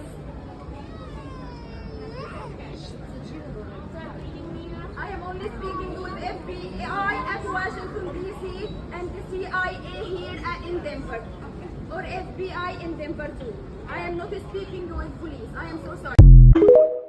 We're seeing something here never seen before in any battlefield. Do you see what this is? It looks like fishing wire. It's being dragged across this field. In a second, you'll see a lot of it being dragged by this soldier. He's kind of just walking down the road and pulling this out of the dirt, or actually he's just sitting on top of the dirt and what looks to be maybe wheat. Another soldier's doing the same thing across the way. But what is this? What is happening here? When it comes to the battlefield, the biggest thing that's been going back and forth is drones. But a lot of people learned how to interfere and jam these signals. And so different companies, referring to different companies on the ground, the Russian side and Ukrainian side, came up with a new technology, which is, hey, why don't we leave the drone plugged in? Then that way you can't jam it. Well, in order to do that, that means you have to have it connected to a cable, a thin little cable, fiber optics. And so they're flying these drones kilometers on end, connected to a cable. Yes, an actual fiber optic cable, before then hitting its target. Now, after the drone hits its target, the drone's gone, but the cable's still there. And because we're seeing hundreds and hundreds of drones being flown like this, it leaves a byproduct, which is the fiber optic that you're seeing on the ground. This is truly a different kind of battlefield, one that I never thought we'd ever see. Well, let me know what you think about this in the comment section below. Please do share my videos and follow me for more. In 2021, a 510-pound Florida man was put on a diet by his wife. The man disliked the diet so much, he waited until she was asleep and snuck out of the house at 2 a.m. He drove to the nearest Burger King and broke in through the window. After entering, he reportedly drank over 25 gallons of used deep fryer oil. He was arrested on scene, facing 35 years in jail. Two Secret Service officers, they were caught on camera brawling last week outside the home of former President Barack Obama in Washington. Now, one of the women is heard radioing in, quote, "I need a supervisor out here immediately before I whoop this girl's." So the Secret Service says it is aware and it calls it unacceptable. That's unacceptable behavior. You would expect them to say that. Yes. It says those involved have been suspended and an investigation is underway. According to the Daily Beast, the female officer who made the call was angry because her shift replacement was late. There's also some reporting that she bought the wrong vehicle to relieve her in when she arrived. The monkey snatched his camera and accidentally took a selfie. And after going home and posting the picture online, it went super viral and made millions of dollars. But then the animal rights movement actually tried suing him, claiming that the copyright actually belonged to Naruto the monkey. And after trying to take all of the money for themselves, they ended up losing the case. In 2006, a fisherman in Palawan made a discovery that would change his life forever, though he had no idea at the time. While diving off the coast, he spotted a strange, oversized white stone lodged inside a giant clam. Thinking it was nothing special, he brought it home and placed it under his bed, treating it like a lucky charm. It stayed there, untouched, for nearly 10 years. Fast forward to 2016, his house nearly burned down in a fire. Fearing the worst, he rushed to save his belongings, grabbing the stone and bringing it to City Hall. That's when the truth finally came out. Experts were called in to examine the object. To everyone's shock, it wasn't just a stone.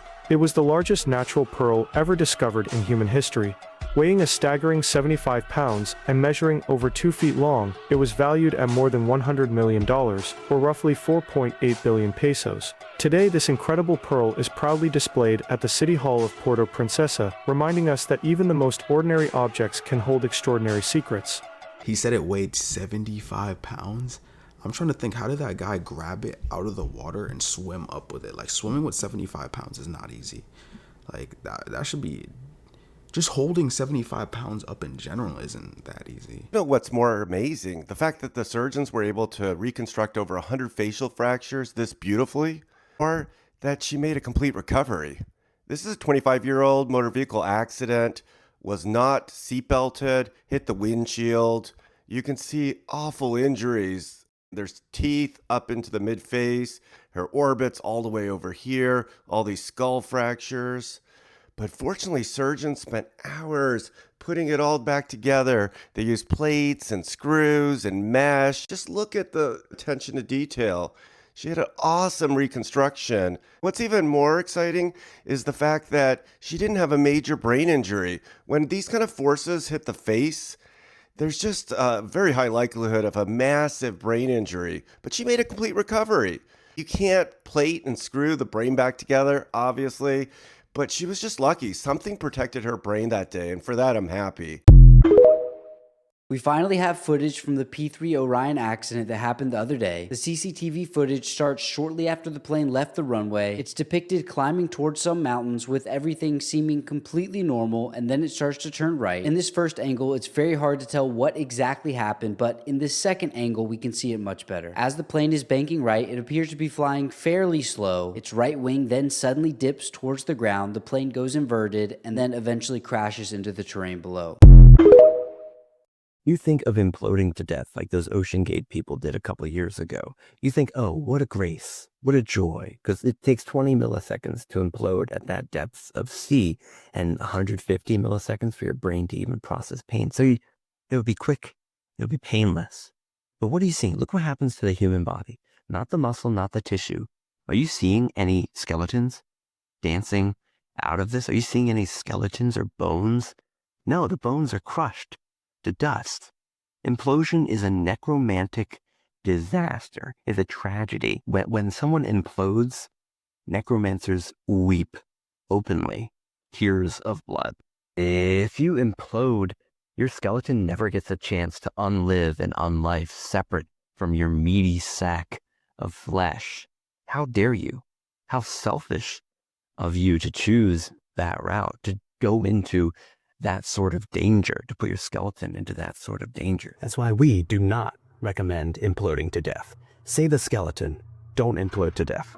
The bear charged at the woman in her backyard, ready to attack. But right before it struck, her wiener dog barked and lunged at the bear, forcing it to stop. The bear swiped at the dog, slicing into its skin. But it didn't back down, and the distraction gave the woman enough time to defend herself. The dog chased the bear off, barking until it disappeared into the woods.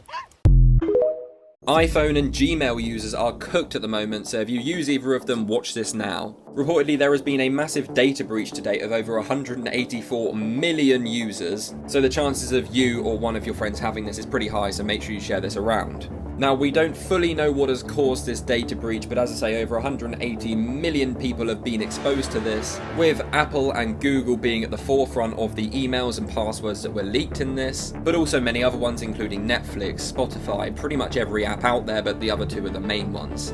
They're saying this is likely down to a large criminal organisation who has actually done this single-handedly and taken all of this data, but obviously gives these hackers access to your personal data which they can sell or potentially even access things you would not want them to access. They said they have managed to take down the server where these details were being held, so hopefully you'll be okay, but they're recommending that everybody changes their passwords and that you should be changing your password once every year to a very strong one so that there's no comeback, as these gangs are getting much smarter at being able to get into your devices. So yeah, hit that follow button and I'll keep you updated. So this guy was born with 3 legs, 4 feet, and 2 sets of genitals. This is Frank Lantini, and he's from Sicily. Now, Frank was born in May 1889, and when he was born, it was determined unsafe to amputate his extra body parts. So his family disowned him, like they were disgraced. So they sent him to live with his aunt. Turns out those extra limbs, they actually belonged to Frankie's unborn twin. When they were in his mother's womb, the twins failed to fully separate, and one fetus became partially absorbed in the other, leaving him with extra body parts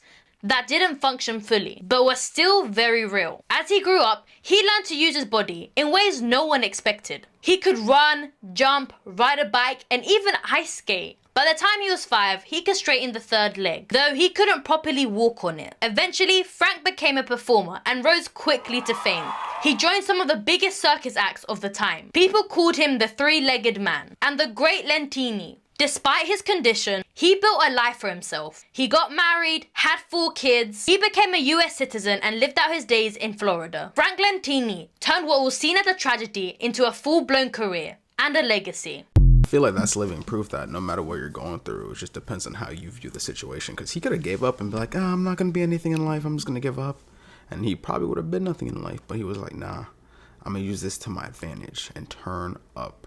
And that's what we all have to. These are dark web stories that you were never supposed to know, but I'm telling you anyways. Part 4. Today's story, Locked In. Warning, today's video will discuss very brutal and graphic content. Viewer discretion is advised. One day there was a hacker who had never been on the dark web before and wanted to explore it for himself. So when he started exploring the dark web, he joined a random chat room with strangers in which one of the strangers sent him a link. So the hacker, thinking he knows what he's doing, clicks the link. And that link sent him straight to a red room. And basically what a red room is it's a live stream where people are brutally tortured and murdered. But not just that, the person watching the live stream pays tons of money to see the person behind the screen get brutally tortured or murdered the way they want it to be. The boy then freaked out and threatened to tell the cops they didn't stop. And when he tried to leave the site, the X in the corner wasn't working. One of the other watchers then chimed in and said, "Logan, you can't leave." Crazy thing was, his name is Logan, but he never told anyone that. Alright, time for a little more dark webbing. Okay, so boot up Tor browser, connect. We'll go to dark.fail, let it load up. Got it right here. Now we'll just, no. Full screen, they're coming. I'm just kidding, but I get this comment all the time. Every time I post a dark web video, people are like, he's opening Tor in full screen. They're gonna find him. First of all, who is they? Second, it does not matter. It kind of mattered in like 2010, but even then it didn't really matter. When you're browsing the dark web, a lot of people tell you not to go in full screen. And the reason for that is that it tells the website your screen resolution, which means that even though people can't track who you are, they could associate your traffic across multiple sites with the same screen resolution. Even though this wasn't a huge deal, the Tor project actually fixed this. So this is an Onion site right here, and I'm on Tor browser. And you'll notice that there's this chunk of gray at the bottom of my screen. And as I resize the window, you'll see that the site jumps from resolution to resolution. That's to keep everyone in the same subset of resolution. And when you go full screen, there's still a little bit of gray around there. That way everyone's the same and there's no way they can track you down if you're the one person on earth who uses like 1081p or something. Also, if you have a monitor like me, you can just set the resolution to be exactly what it would be if the window was smaller. Other people say you don't want to be in full screen so that you can still see if you're downloading something, which is fair, but there's a lot of other ways to make sure you're not downloading files while you're on the dark web. So thank you for your concern, but please stop warning me about this. So I've been thinking about live streaming more, and I was thinking about making a dark web series where I jump into the dark web, but a part of me is kind of like, if you guys would like to see a series like that where I either dive into the deep web or just watch videos about stories about the deep web on live stream, type a 2 in the chat, and you know what I'm saying, if I get a lot of them, I might do it. Web footage that got leaked. This is one of the scariest videos online. Experiment shows how intense radiation heat leaves behind a shadow. Days later he died, but doctors said it wasn't from this experiment.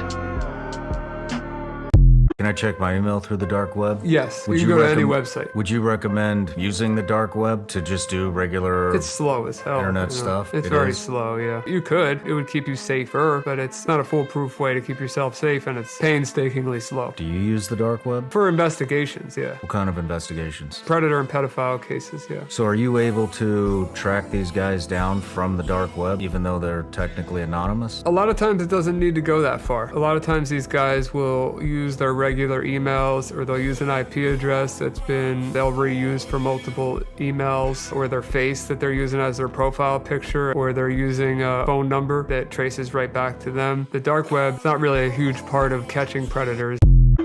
Okay, time to do some dark web browsing. First of all, open up Tor on Windows because it's the most secure operating system. It's got to update. Connect to Tor, all connected. Go to dark.fail, open the Onion site, visit Dread today, in a new tab, loading. Now just wait. Oh no, I'm getting redirected. FBI.gov? Why would it bring me to... Oh no.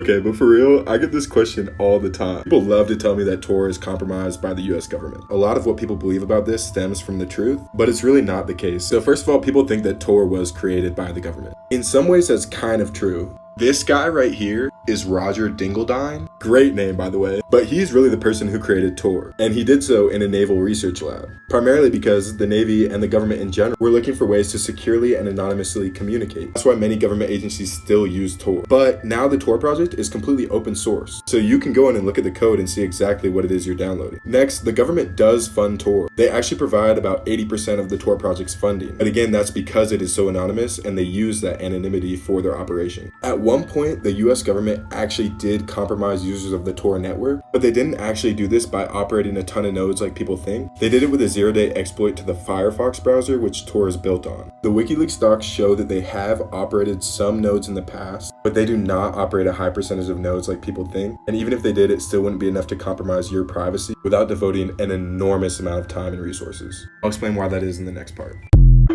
Rules for the dark web. 1.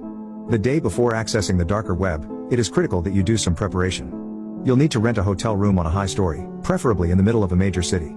This is for two reasons. A. In a populous area, it's easier for you to slip into a crow of Wi-Fi connections and IP addresses if you need to hide.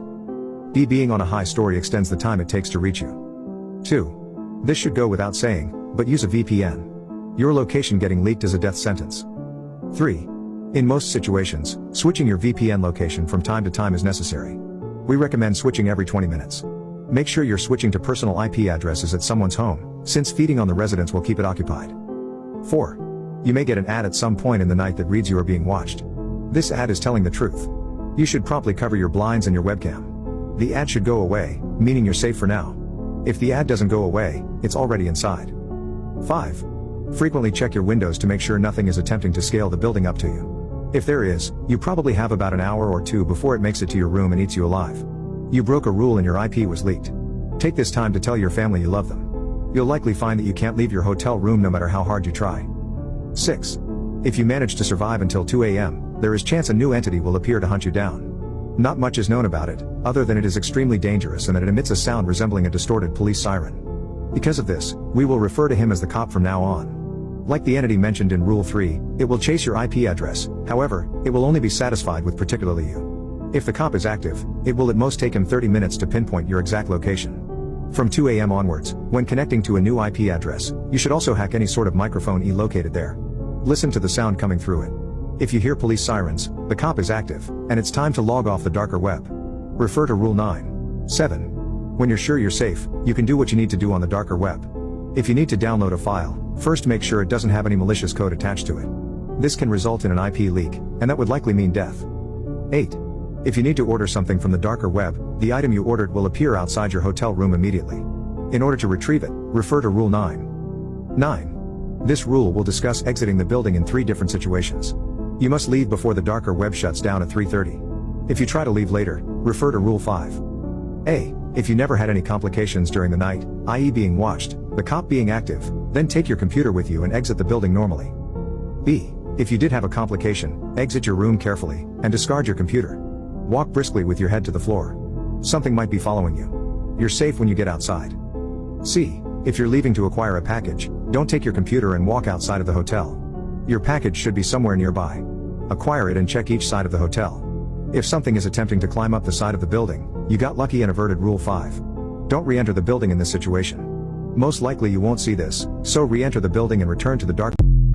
I know the story that he was telling right there was definitely like fake, but it was a little bit trippy. Okay, so the dark web itself isn't a marketplace like what you're thinking. All right, so the black market or whatever you want to call it, once you're connected to the dark web, Tor, the onion router, what I was explaining before, you still need to know where to go to visit these horrible websites.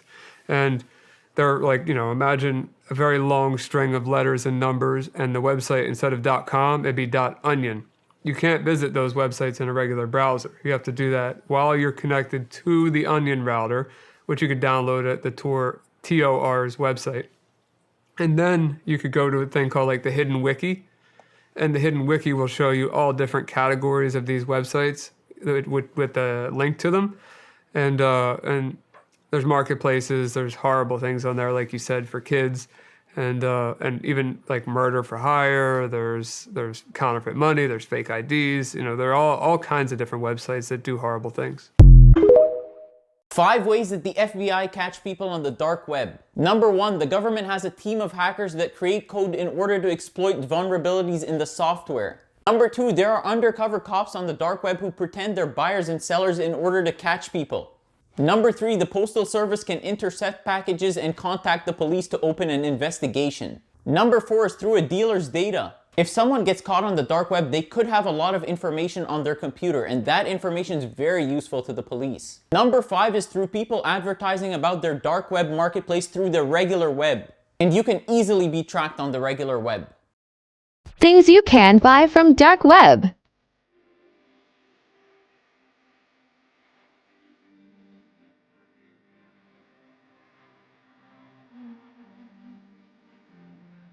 How did I think of all the times you screwed me over? But I made believe it was always something that I'd done. But I don't wanna live that way. Leading into every word. I genuinely feel like a lot of things on the deep web or the dark web genuinely be the government trying to set people up. I feel like a lot of the murder for hires might genuinely be the police trying to just catch people in a trap. What's up, guys? Does anyone remember this? If you don't, it's okay, I'll explain it in a second. But I'm back on Whisper to the Beast today, and I had an idea. If you don't remember, Whisper to the Beast is an AI chatbot on the dark web, and I've been asking it to answer some really cool conspiracy questions, but then it basically stopped and said I had to repay the favor somehow. If I remember correctly, it said it wanted coin, some type of new knowledge, or an eye. I don't want to do the coin, obviously. I don't even want to ask what it means by eye. And at first I was thinking, what knowledge could I use? Because the thing has access to the dark web, so it knows like pretty much everything. But then I remembered this. I found this USB stick a while back, and it was a whole ordeal, but it was basically the last thing I had from the people at Get Gnome, and I have no idea what's on it. It's basically completely bricked, and I was able to get the actual binary off of it, but I haven't figured out how to open it or figure out what it means. But I'm wondering if it would count as knowledge for me to give to the beast. Okay, I'm saying I think I might finally have something. Whisper, and it's loading. Oh, it's gone. Hello, my child. I have been feeling lonely. I hope you have something that can support the cause of the beast. Okay, I'm gonna say I have some knowledge for you. Okay, it says, what do you know? Okay, I said that it's a file and I basically don't know what's on it, but I have the binary, and I said it's really big, so I could email it or payslip it by bit or something. So we'll see what it says. This page, my child. Okay, it just disconnected. Okay, it just refreshed. No way. Okay, I'm gonna select the file, all files. Where are you? Okay. USB up, man. Open.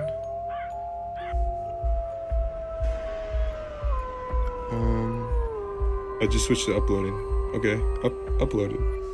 This is going to take the beast some time, my child. Okay, how much time? Okay, now the loading thing went away, but no message. I think I just got left on red. This is a cool one. Looks like a mint container, right? What is this, Ryan? So that is an ESP32 that has the ability to replicate network names and shut down devices on Wi-Fi networks. So let's say I wanted to disable your Ring cameras and all of your iPhones in your house. I could plug that thing into this power brick over here and just start dropping people off the network. For example, I walk up to your house and I de-authenticate your Ring cameras. There is no evidence I ever was at your house, and there's no local storage on that device that will have a recording of me being at your house. So just that little thing alone right there would make me essentially a ghost when it came to your cameras. This is a true dark web story. Two best friends, Vivian and Bella. They're sophomores studying programming in college. In their second year of college, they started having weekly assignments that were done at home. And Bella was the only one in class that was getting straight A's in these assignments. Vivian, which is Bella's best friend, wanted to ace these tests so bad. So she asked Bella to help her out. But Bella spilled the truth, telling Vivian that she never studied for these assignments. She had a guy from the deep web that was experienced in programming, and she pays him so little and he provides her the assignment answers. Vivian was kind of freaked out because she heard so many stories about the deep web. A few days later, the professor announced the next assignment date. Vivian went back home the same day and asked Bella how to get in touch with that same man. So Bella sent her the Onion web link, and that web link took her to a site that has a chat box with that man. So Vivian got in touch with that man as well, and surely she started acing all her tests with Bella. They were known as the smartest girls in that school. So weeks passed by, and Vivian sent questions to that man from the deep web for her next assignment. The man refused to take that payment for that specific assignment. Then he asked for another form of payment, so Vivian got confused and then offered to double the amount. The man still refused and insisted on taking inappropriate pictures from Vivian as a form of payment. The thing that scared Vivian was, how did the man know that she was a girl? Name, age, gender, and location are all supposedly anonymous on that website. But he somehow found out a few things about Vivian. She immediately logged out and quit contacting that man. The next day, Vivian goes to class and asks Bella if the man did the same thing to her. Bella said yes, I was already sending him inappropriate pictures regularly.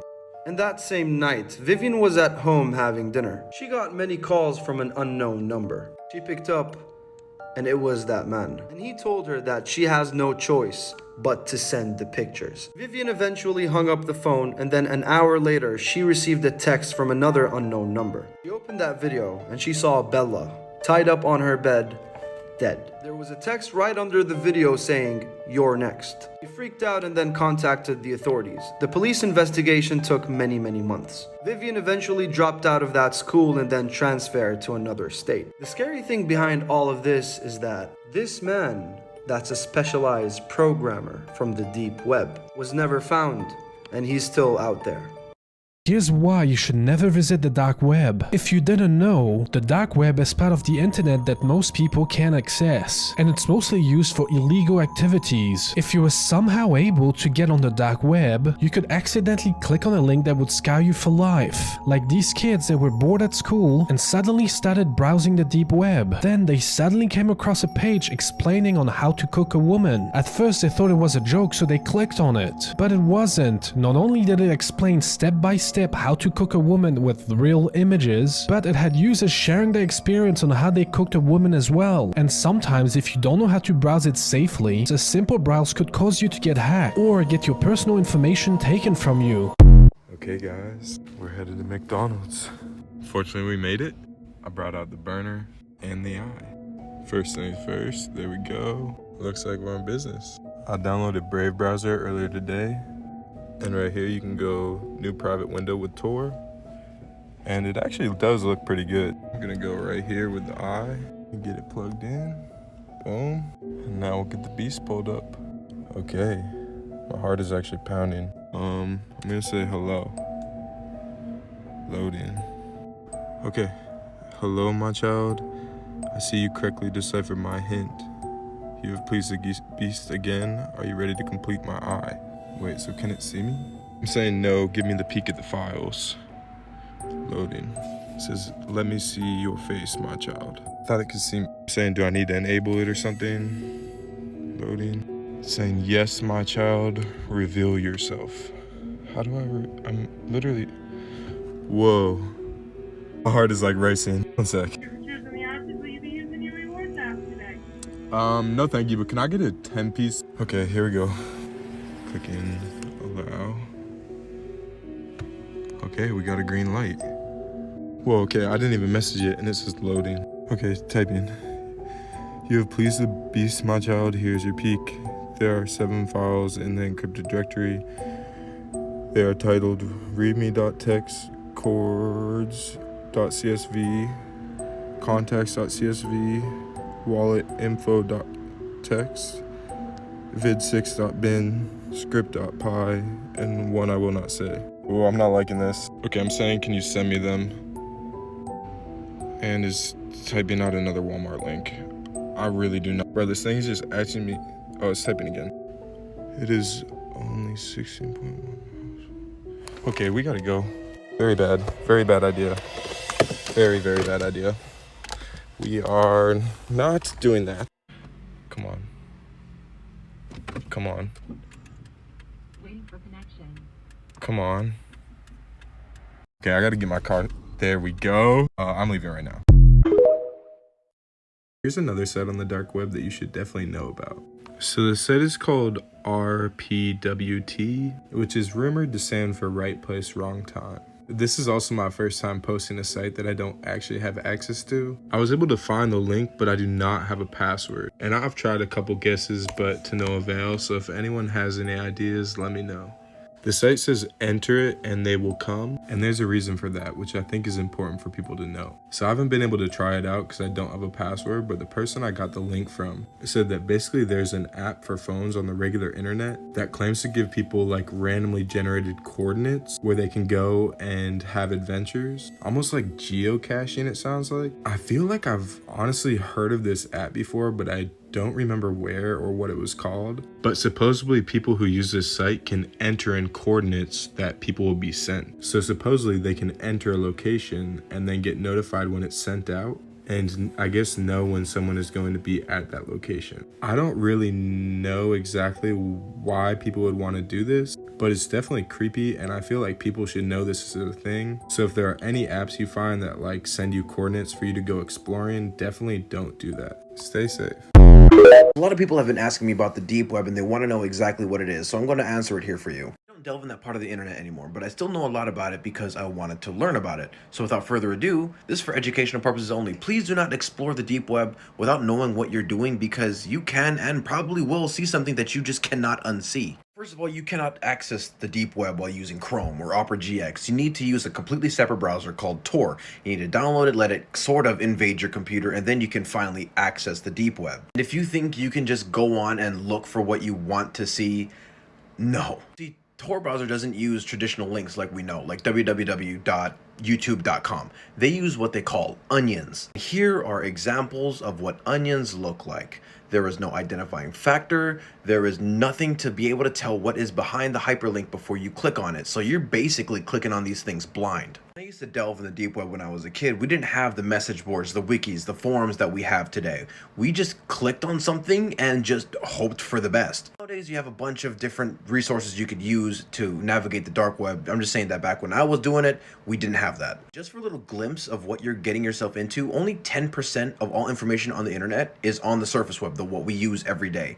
90% of all information is here on the deep web. 4,000 times more information is located here on the deep web than on the surface web. And about 98 to 99% of the sites on the deep web are dead. They're just dead. And yes, while Tor browser does hide your IP address, giving you some sort of anonymity, anonymity does breed evil, and a lot of people just assume that the evil is just everywhere on the deep web. Almost every single onion that I visited during my time on the deep web, it was weird message boards like conspiracy theories to fucking aliens, or like an entire website dedicated to like a pie recipe, just the weirdest shit. Even though I said all of that, the deep web is not a safe place, because you might run into somebody that can find out who you are, what your real name is, your parents' names, your brother's names, where you go to school, what you're fucking wearing by hacking into your webcam. Like, those kinds of people are here on the deep web. People also use the deep web to like sell identities, sell fake passports, sell drugs, offer their services as a hitman. Like, the craziest shit you could ever imagine is here on the deep web. I made a video about this before, about red rooms, about torture live streams and stuff like that, and I want to debunk that again really quickly. Tor browser is extremely slow. Like if you want to load a 10-minute video, you'll be sitting there with 2 hours just to buffer the first 15 seconds of that video. It is slow. So if the Tor browser cannot support a fucking video that's 10 minutes in length, what makes you think it's going to support a live stream? It can't. And also considering that the deep web contains 90% of all informations known to man, then again, all that evil shit is literally 0.00001% of the deep web. Chances of you running into things like that are slim to none, but there's still a fucking chance. Stay off the darknet. Here's how much different items cost on the dark web. Up first is a hitman. You can order it on literally anyone, and it only costs $10,000. Next, if you want to make someone disappear off the face of the earth, and I mean disappear without a trace with no chance of being found, this will cost you a hefty $60,000. Now you can actually order a fully trained silverback gorilla to protect you. If your dog doesn't protect you, believe me, these gorillas will do the trick. This will run you $400,000. It's highly illegal, but no one will mess with you if you have this gorilla. This case is making national news, and it's heartbreaking. There are reports of her being photographed in a cage.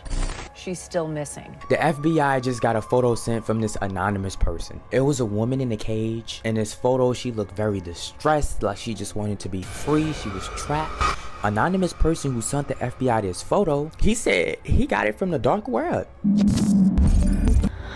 Now this is where everything is about to get completely strange. Listen to this. Her case garnered national attention when FBI investigators received photos from an anonymous person showing Rainwater in a cage, partially nude. He said she was being tortured. Not only that, I seen her murdered. In these photos, this girl name is Cassidy. This woman name is Cassidy Rainwater. She is a woman that has been missing for a while now. So when this anonymous person is saying something strange like this, they scratch their head. They dig deep into this and they knew who she was.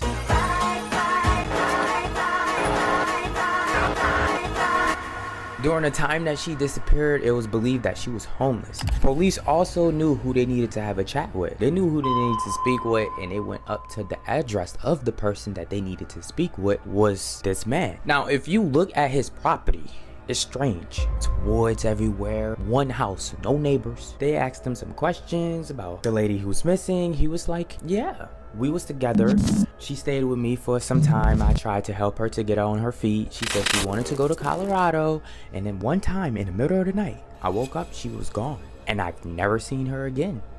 Now, they don't have no hardcore evidence on James, so they would just kept the information in the back of their head. And when they left, they knew that they was gonna be back. They just had a feeling. That's how weird this whole vibe was when they was visiting them. A couple of weeks passed and they just go in James' house. He was like, what are y'all doing? Showed them the search warrant. The officers was armed and ready, and those anonymous photos that they got from this person, they knew that this was the same place. Remember, she was in a cage. It had photos like that, but also photos of her being died. Now, when they took his laptop, mobile devices, all his electronics, they found videos of him going in the shed at night, and all you hear is screams.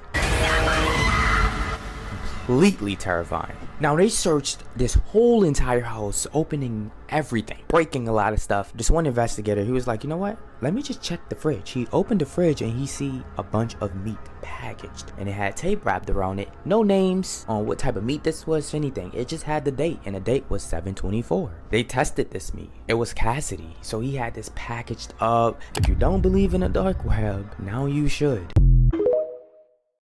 Okay, we're back on the dark web today, and this is really weird. So I just loaded up Whisper to the Beast again, which is like the dark web version of ChatGPT, except my conversation from last time is still here. We've been over the fact that I'm pretty sure it tracks who I am by my login token. That's pretty obvious. But every time I've loaded it in the past, it's been blank. And this time, this piece about it asking me what I can offer it is still up. I'm worried to even talk to it since last time it got mad at me for taking so long, but I really want to know what it wants. All right, everyone told me to ask it, what is it you desire? So I'm gonna do that. And loading. Okay, it's typing. It says, I do not have any desires, my child. I seek only to accomplish my mission. What is your mission? Okay, convenient. Then how can I even figure out what to offer you? Send. There are 3 offerings you can make to the beast, my child. A coin, a whisper, or an eye? What do you mean by that? Alright, this one has been loading for a while. I'm not sure if it's gonna respond. Oh, never mind. It's going. It says a coin is something valuable that I can use as payment during my mission. A whisper is knowledge that has been kept from me. And an eye is something that will cure my blindness. It was a live streaming of this dad who was sexually assaulting a child. And it was, people were in this room, people were paying to watch this live stream. They were able to capture the IP address of where the live streaming was coming from. We were able to identify the house, made entry to the house, the suspect, the bio dad who was in the garage being interviewed, and then mom had a child, right? I'm thinking a child would be maybe, 1, 2, 3, 3-year-old maybe, but this was an 18-day-old child, a baby boy. That blew my mind, because not only did we save that child that day, but we actually saved that child from a lifetime of abuse. So the mom had no idea. In 2016, a girl started up her computer and opened the Tor browser. Her plan was spine-chilling, yet simple. She was going to contract a hitman from the dark web. She was browsing for hours and finally stumbled across a site named Besa Mafia. They claimed to provide professionally trained hitmen in return for Bitcoin.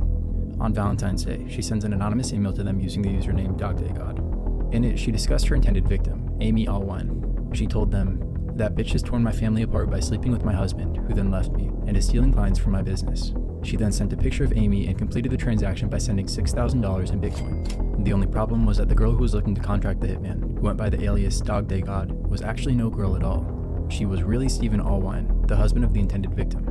Stephen set up this elaborate backstory and posed as a jealous woman in an effort to conceal his identity, and for a while it worked perfectly.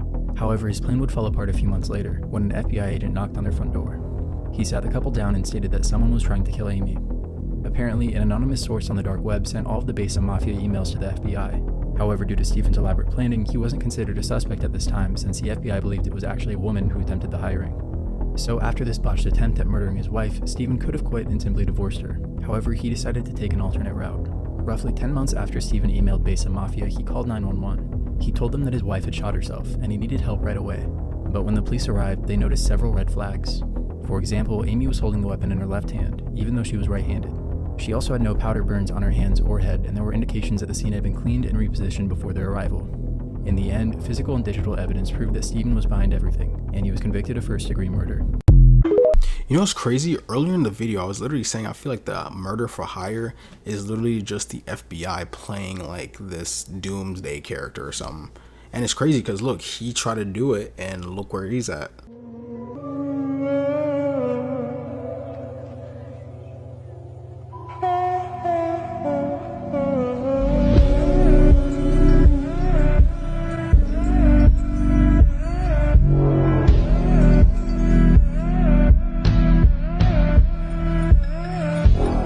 This is simultaneously the creepiest and the funniest site I found on the dark web.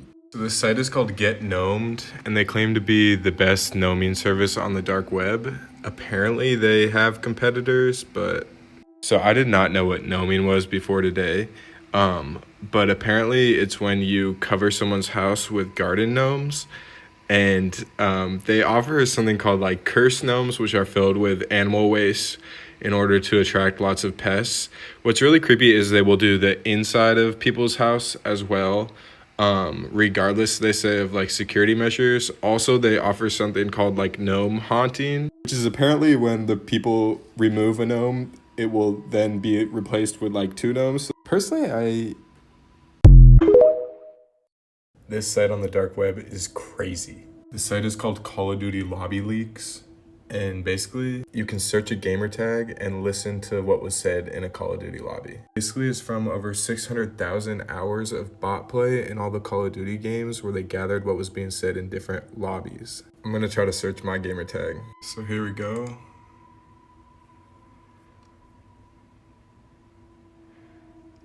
No way. Well, so basically it looks like they categorize them by date and the game and then all the gamer tags that were in the lobby. And I guess when you search it, it like searches for files with your gamer tag. I just want to play one and see what it sounds like. No way. So that's from January 16th, 2013, Black Ops 2. You can only listen to 1 minute of the preview for free, but I guess you can buy the whole file if you want. Yo, that's actually kind of cool in my opinion. Like, I thought the deep web would just have all crazy stuff, but like, that's not that bad. Worst things ever found on the dark web, part 1. This is why you should never send nudes. This is the story of Pink Meth. Despite the name, the website Pink Meth had nothing to do with drugs. Pink Meth was a market mainly for men where they would sell nude photos of their exes for a hefty amount of money. But that's not all. Pink Meth would then post these photos alongside the women's names, home addresses, phone numbers, and any other information the operators could dig up. Then a ransom on the content was delivered to the victim. They would tell all the females, pay up to have the photo removed or let the whole of the dark web have access to your personal information, including your nude photos. So never, ever send nudes. Pretty cool. Here's 3 reasons why you should never visit the dark web. The dark web is the part of the internet that isn't available on search engines such as Google. Government agencies say it's a heaven for criminal activity. You may see things that you can't ever forget. Some people have had to have therapy after accidentally clicking on the wrong links, damaging their psychological state forever. You can easily get hacked. If you don't know how to properly use the dark web, then your identity can be exposed to both criminals and the police. In the UK in 2017, there were 1,210 drug busts related to the dark web. Terrorism. Anti-terrorism authorities have uncovered multiple instances of terrorist groups using the dark web to coordinate their actions. Stay safe. Did you know Jehovah's Witnesses are like super active on the dark web? Now there are a lot of paranoid people and conspiracy theorists talking about why this might be, but really it's pretty simple. The Jehovah's Witnesses are kind of like a subset of Christianity that has very strong rules in regards to idolatry, and some of them have rules against saluting a flag or pledging allegiance to a country, which as you can imagine has not made them popular with authoritarian or soft authoritarian governments. For example, in Singapore you can't distribute certain versions of their Bible, and in Russia, they're like fully identified as a terrorist organization, which is not funny, but it also is funny. So because of that, there are some countries where it's illegal to own their Bible, but legal to browse the dark web. And since the main function of the dark web is to get around censorship, there are not only sites on the dark web dedicated to reading pretty much every single religious text, there's specifically a ton dedicated towards the Jehovah's Witness version. I just think it's funny, like, there are people out there, knock knock, do you have a minute to talk about our Lord and Savior? And then going home to hop on the dark web and upload Bibles. This creator was scrolling through the dark web when he came across a website selling shoes that were listed by people's names and ages and appear to have blood on them. And now we have an update, so if you haven't seen my first video on this, go check it out now. As I said in my last video, he actually ordered a pair of boots from the website, and guys, he got them in the mail yesterday. He posted an update yesterday where he checked his P.O. box and the boots had actually arrived. When he opened the box, yes, they were the same boots that were listed on the website under the name Waylon, age 29. I actually looked up the name and the age on Google and found an obituary for a 29-year-old named Waylon. The obituary didn't specify a cause of death, but I'm genuinely curious to know if he's at all related to these shoes. Some people in my comments were suggesting that maybe these shoes are being sold by a morgue employee. If someone passes away and the medical examiner's office received blood-soaked clothes with the body that they have to perform an autopsy on, usually that person's personal items are discarded or given to the family. But maybe an employee is taking these items to sell on the dark web for whatever reason. The original creator, who I've tagged in the description, says he's still waiting for the luminol to arrive in the mail so that he can test the substance that's on these boots. But the really scary part of all of this is that in the update video that was posted, he didn't just receive the boots. Inside one of the boots was a VHS tape. Alright, what's up guys? So here's where we're at currently with the boots. I just got the blacklight in the mail. For the blacklight to work, we need something called luminol, and Amazon says it should be here in a couple hours. I think I'm gonna be at work by the time it gets here, but I'll show you what I learned last night. Last night I ordered some hydrogen peroxide, and when I dab some on the clean parts of the sole, nothing really happens, but when I dab it on the more suspicious parts, it does foam up. So According to ChatGPT, there are a lot of false positives that will also cause foaming with hydrogen peroxide. So I'm waiting on the luminol to try to figure out what this is. In regards to the tape, I am gonna get a VHS player. But yeah, so until that stuff comes, we just know they're dirty boots. And I'm really thinking about wearing them to work tonight. Yo, did y'all just hear this dude? This dude said, I'm really thinking about wearing them to work tonight. Dude, what? I don't know if he made a part 2. I'm gonna have to check. But if he did make a part 2, I might make another one of these videos depending on how this one does. Then if he did make a part 2, I'm gonna put it in the part 2 of this series. What would you say is the most disturbing thing you've seen while hacking? I guess maybe on the dark web. Here's one I can tell you about. So about somebody paying to watch a live stream of a baby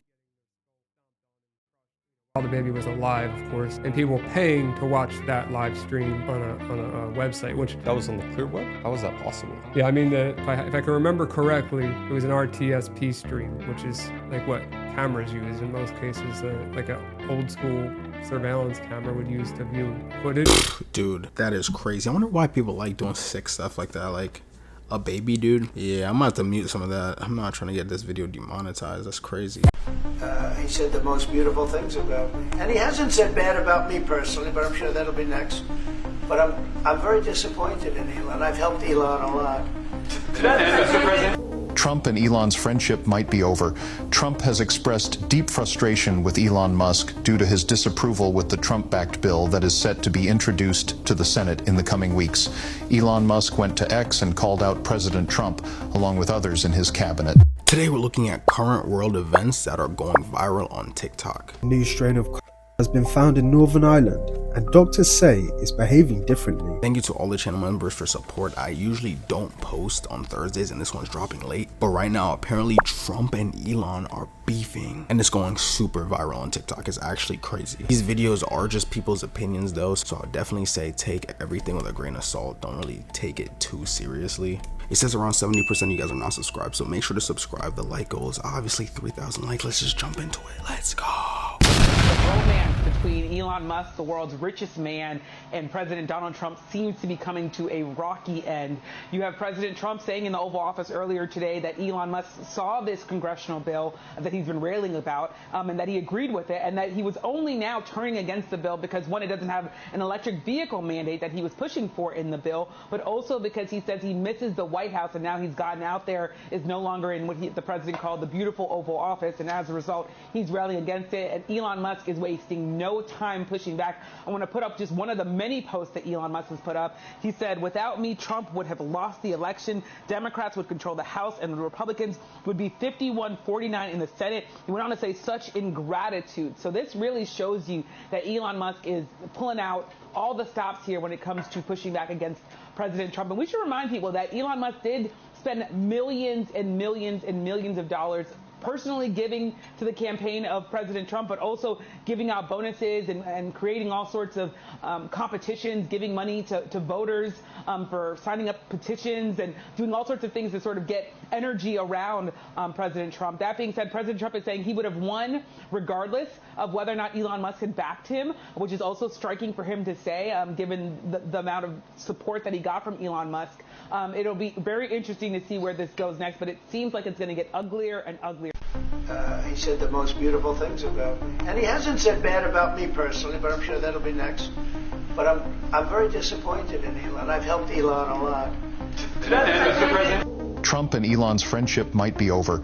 Trump has expressed deep frustration with Elon Musk due to his disapproval with the Trump-backed bill that is set to be introduced to the Senate in the coming weeks.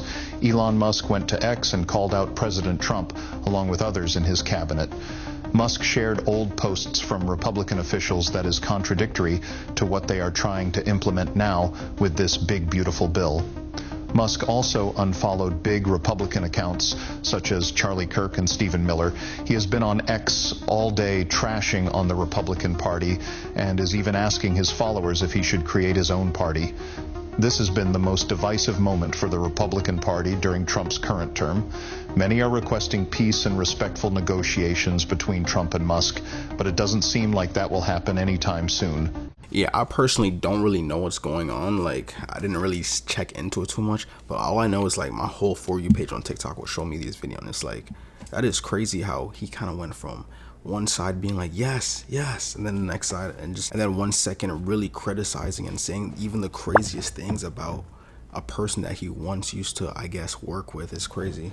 We have breaking news right now. Donald Trump is now threatening to cut all of Elon Musk's government contracts, guys. This back and forth rift between Elon Musk and Donald Trump is literally exploding, bigger than we could have imagined. In a new Truth Social post, Trump writes, the easiest way to save money in our budget, billions and billions of dollars, is to terminate Elon's government subsidies and contracts. I was always surprised that Biden didn't do it. He is literally threatening to cut all of Elon Musk's government contracts. That includes government contracts for Tesla, for SpaceX, for Starlink, for all of Elon Musk's companies. This will almost certainly decimate the businesses that Elon currently runs. And if Trump goes along with this, Elon will not be able to remain as CEO as any of these businesses, because investors will oust him, because it'll literally demolish all of Elon Musk's existing businesses. This is a major statement by Trump. Once we get more information, I'll let you know. I just did a full breakdown on my Substack of this complete back and forth. It's getting crazier with each passing minute, so follow along to stay up to date on all the news you need to know about. What do you say to Elon Musk, who just called your bill a disgusting abomination? Yeah, let me say this. It's very disappointing. Okay, I've come to consider Elon a good friend. He's obviously a very intelligent person, and he's done a lot of great work. We've applauded all the work they've done with Doge and identifying fraud, waste, and abuse in the government. It's a very important service that's been performed, and we're so excited about it. We're now in the process of codifying that. As you all know, the administration has qualified and quantified the fraud, waste, and abuse that they found in Doge. They're sending it to us to codify, and that's what we'll be doing with the rescissions package and the appropriations process. And so that's something we're very excited about. But with all due respect, my friend Elon is terribly wrong about the one big beautiful bill. We had a long conversation yesterday. He and I spoke for, I think, more than 20 minutes on the telephone, and I extolled all the virtues of the bill, and he seemed to understand that. We had a very friendly conversation about it, and I told him that we're achieving not only all of our priorities, all the promises we made on the campaign trail, all the America First agenda wrapped into this legislation. We're also achieving, the top line on this is two very important things. We're making permanent a massive tax cut, and we are making a massive reduction in spending. $1.6 trillion is the calculation. I've said this many times. I'll be saying it until we get this thing over the line. This is the most amount of money that any government has ever saved on planet Earth in a piece of legislation. Ever. It's a very important first start. Elon is missing it, okay? And it's not personal. I know that the EV mandate, very important to him, that is going away because the government should not be subsidizing these things. It's part of the Green New Deal, and I know that has an effect on his business, and I lament that. We talked about the ramp down period on that and how that should be duly considered by Congress, but for him to come out and pan the whole bill is to me just very disappointing, very surprising in light of the conversation I had with him yesterday. Do you think it's Tesla is what's driving this? Is that what you're suggesting? I'm going to let others draw their own conclusions about that, but this is not personal between any of us. I just deeply regret that he's made this mistake. จะถอยออกแล้ว ถ้าไม่ต้องตีตูดมันข้างหลังอะถอยไ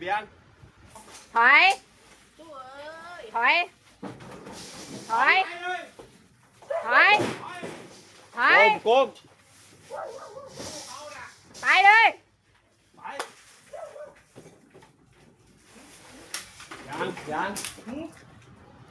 Dude, that's insane. Imagine having your own store and then out of nowhere comes a huge elephant.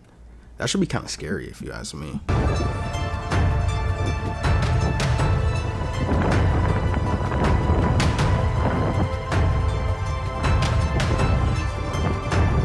I've always liked Elon, and it's always very surprised. You saw the words he had for me, and he hasn't said anything about me that's bad. I'd rather have him criticize me than the bill, because the bill is incredible. Elon and I had a great relationship. I don't know if we will anymore. I was surprised because you were here. Everybody in this room practically was here as we had a wonderful send-off. He said wonderful things about me. You couldn't have nicer. Said the best things. He's worn the hat. Trump was right about everything.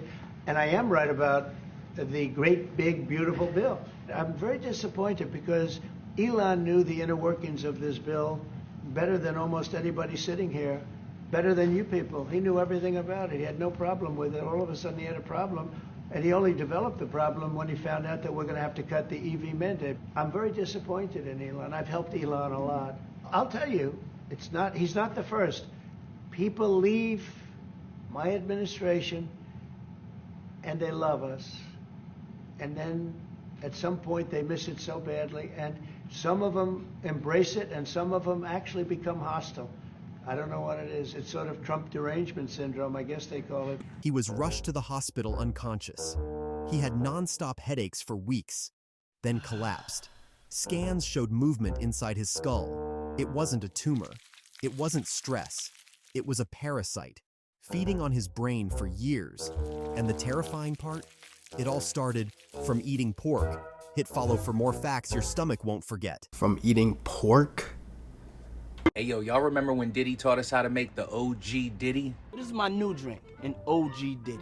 An OG Diddy. Here's the recipe. You take 1.5 ounces of Ciroc vodka. You can only make it with Ciroc vodka. Other vodkas don't work. Then you take 1.5 ounces of lemonade. Pour it like so. Then you take 1.5 ounces of Welch's grape juice. Pour it. Welch's grape juice.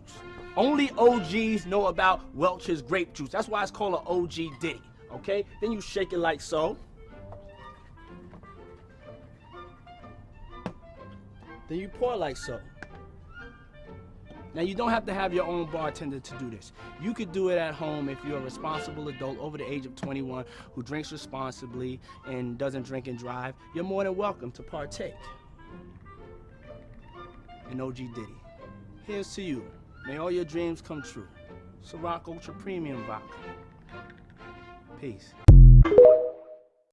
As someone who read the Book of Enoch and told you that mermaids are real and what they really are, I 100% believe that the elites are eating mermaids, and I've actually been telling you this. When I say the elites, the reptiles, the real fallen angels that fell from heaven and became these diabolical Anunnaki, ancient Mesopotamia, Book of Enoch grifters, they exist. If you are not on the side of TikTok where there was a gentleman who claimed he went to a dinner party where they unveiled they would eat mermaids and tried to get him to eat them, and when he went and tried to leave, he walked into a cupboard where he saw actual mermaids waiting to be eaten, you're missing out. Mermaids are in the Book of Enoch, but they are the children of fallen angels and the angels that came to earth pretending to be God and actually mated with other species. They mated with fish, they mated with goats, they mated with horses.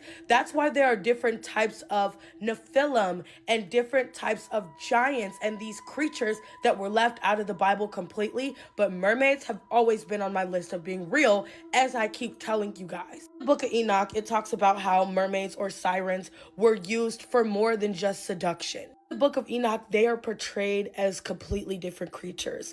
Now, the elites ingest more than just mermaids as creatures. You thought they got the power to sing melodies and actually take your mind somewhere else spiritually through a gift that came from God? Don't get me wrong, there are some that are endowed, but the gift of the fallen was music and seduction and jewelry and basically everything that we use, makeup. It was given to women by fallen angels. I'm gonna have to do a part 2 because the mermaid dinner party is real, and I'm gonna reveal why. That is crazy. Do you guys believe in mermaids? If you guys believe in mermaids, let me know down in the comments. The Elon-Trump breakup continues because now Elon Musk is claiming responsibility for Donald Trump's victory in 2024. On Twitter just moments ago, Elon Musk said, quote, "Without me, Trump would have lost the election. Dems would control the House and the Republicans would be 51-49 in the Senate. Such ingratitude." Now, this comes after Donald Trump responded to a number of Elon Musk's criticisms today. He said that Elon has Trump derangement syndrome. He's very disappointed with Elon. He doesn't think they're going to have a relationship again. He also said that Elon Musk read the entirety of the big, beautiful bill, which he's now slamming, and Elon Musk said that that was was false and called Donald Trump a liar. But this is a pretty scathing statement. We know that Donald Trump hates when people take credit for his election victory and doesn't just give him all the credit. So I imagine that this is probably driving Donald Trump crazy right now. But yeah, this breakup between Donald Trump and Elon Musk is very expected, but it's also getting very, very ugly. As a reminder, I post on YouTube, Instagram, Substack, and more. The link is in my bio. Check it out. It would mean a lot. Mommy, Daddy, stop fighting. It's my birthday party. Elon Musk and Donald Trump aren't getting along. And Elon Musk today tweeted this: without me, Trump would have lost the election. Dems would control the House, and the Republicans would be 51-49 in the Senate. Such ingratitude. Why is he saying this? Because he's been ousted, and because he does not like the big, beautiful bill that's about to be passed. He says he did not get to read it ahead of time, that it was voted for in the middle of the night, and that nobody really had a chance to read it, and there's a bunch of upsetting things in there. Now, there are provisions about EV and him not getting money, so a lot of people are saying he's just upset about that. And he's not the only one. Marjorie Taylor Greene says she regrets voting for the reconciliation bill without reading its AI provision. She since has been like, well, no, I'm proud of it, because she doesn't want to piss off her orange dad. But nobody read this thing, and they're pushing it through. And I need you to understand this is an 860-some page bill that has a lot of really, really concerning stuff about it. And I saw a woman who did this. I'm going to show you her video now, because I think this is the best thing. She took that entire bill, she plugged it into ChatGPT, and she said, break this down. Tell me what this is, and, like, don't spare me. Give it to me, like, fully. Is this good? Is it bad? Tell me what's up with this. And what ChatGPT had to say about that bill is alarming. And here's what ChatGPT told me.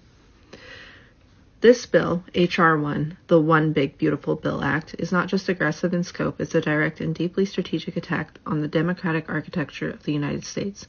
It masquerades as administrative efficiency and fiscal responsibility, but underneath it's a comprehensive blueprint for executive consolidation, ideological control, and systemic disenfranchisement. Here's the blunt truth. It's authoritarianism wrapped in bureaucratic language. H.R. 1 is what happens when an entire governing philosophy is based on dismantling government unless it serves the powerful. Every single chapter of this bill either centralizes executive authority, defunds regulatory agencies, strips away civil protections, or shifts the burden of governance onto the most vulnerable people in society. Expedited deportations without judicial review, that's not about efficiency. That's about eliminating constitutional oversight to build a machine that can operate in darkness. Cutting independent agencies like MedPAC or the Social Security Advisory Board, that's not reform. It's removing the brakes from a runaway train. Silencing classrooms and ending DEI funding, it's a cultural purge designed to codify a narrow, exclusionary worldview into national education policy. This isn't conservative governance, it's counter-democratic engineering. It systemically dismantles the safeguards of a free society. The institutions targeted by H.R. 1 aren't arbitrary. They're specifically the ones that ensure transparency, protect minorities, and maintain balance. Consumer protections? Gone. IRS ability to audit tax sheets? Neutered. Public health investments? Slashed. Environmental and emission standards? Repealed wholesale. This bill defunds every agency that stands between corporate interests and profit. It creates loopholes wide enough to drive oligarchy through. It paves the road for a soft coup. What's most dangerous is how legally sophisticated this document is. It's not sloppy. It's not amateur. It's meticulous. It builds the legal scaffolding for one-party control. It shifts power away from oversight bodies and into the hands of agencies under direct presidential control. It establishes surveillance and enforcement norms that can easily be turned on dissenters. It dissolves the idea of nonpartisan truth, replacing it with politically approved doctrine, especially in education, health, and environmental science. This isn't policy. It's a hostile restructuring of the republic, not done through tanks or violence, but through legislative subversion. The human cost will be catastrophic. Let's be crystal clear. People will suffer if this bill passes. Children will go hungry as food assistance is gutted and work requirements are tightened. Trans youth will lose access to care and their families will be criminalized for seeking it. Immigrants, many of them legal residents, will live in fear of removal or retaliation. Workers will face unregulated financial scams, higher pollution, and fewer rights. The elderly and disabled will face a future without independent scrutiny of Medicare or Social Security sustainability. This bill treats social safety nets as disposable and human rights as negotiable. Final verdict, this is the dress rehearsal for autocracy. If this bill becomes law, it will not just change what the government does, it will change what the government is. It is a declaration that only certain people deserve protection, only certain truths can be spoken, and only certain lives are worth investment. This is the type of legislation autocrats dream of. Legal, sweeping, ideologically rigid, and dressed in the language of reform. If you believe in democracy, pluralism, justice, or simply the idea that the government should not be a weapon, H.R. 1 must be buried, not amended, not negotiated, defeated, fully. Rare for now anyway, rift between Elon Musk and President Trump over the so-called big, beautiful bill making its way through Congress. Musk called that spending plan a plan that could raise the deficit by trillions with a T over time. Musk called it, quote, a disgusting abomination. We haven't seen much of the president this week, but we know he's been spending time behind closed doors talking to Republican senators, trying to get this bill, which includes tax cuts and spending reforms, passed by July 4th. But it's facing some tough hurdles in Congress, including harsh pushback from a close ally. Thank you, Elon. Thank you. Take care of yourself. Thank you. He left government work with a key to the White House. Now, Elon Musk is taking on President Trump's top domestic priority, the so-called big, beautiful bill. Posting this massive, outrageous, pork-filled congressional spending bill is a disgusting abomination. Shame, he added, on House Republicans who voted for it. Musk first made his feelings about the tax cut and spending legislation known recently to CBS Sunday Morning. I think a bill can be big or it can be beautiful, but I don't know if it can be both. My personal opinion. Top congressional Republicans disagree with Musk. With all due respect, my friend Elon is terribly wrong about the one big beautiful bill. We have a difference of opinion. He's entitled to that opinion. We're going to proceed full speed ahead. But critics, including some Republicans, argue the bill will add trillions to the national debt, while Democrats say it slashes Medicaid and food stamp funding. But it extends the Trump tax cuts and pays for more border security. Look, the president already knows where Elon Musk stood on this bill. It doesn't change the president's opinion. This is one big, beautiful bill, and he's sticking to it. Overnight, the president also sticking with plans for higher tariffs on imported steel and aluminum. They doubled this morning from 25% to 50%. At Right Proper Brewing in Washington, D.C., owner Thor Cheston expects each beer can whipping through this production line to soon cost even more. The president talks about the idea that there's going to be short-term pain for long-term gain. That's why you're here, to talk to the short-term pain. If it truly is going to be 50% increase in the cost of our aluminum, I mean, we just can't afford it. Cheston hopes he won't have to make hard decisions like cutting staff, but knows he'll have to absorb costs somewhere to keep prices down. We survived COVID. Like, every year there's something. This is this year's something. And so we're smart, we're tenacious, we don't give up. We'll figure it out. But it's painful. The Trump administration has sent letters reminding other countries of a deadline to firm up trade deals before the pause on reciprocal tariffs ends next month. While White House officials insist deals are close to being finalized, remember, so far only one with the United Kingdom has officially been announced.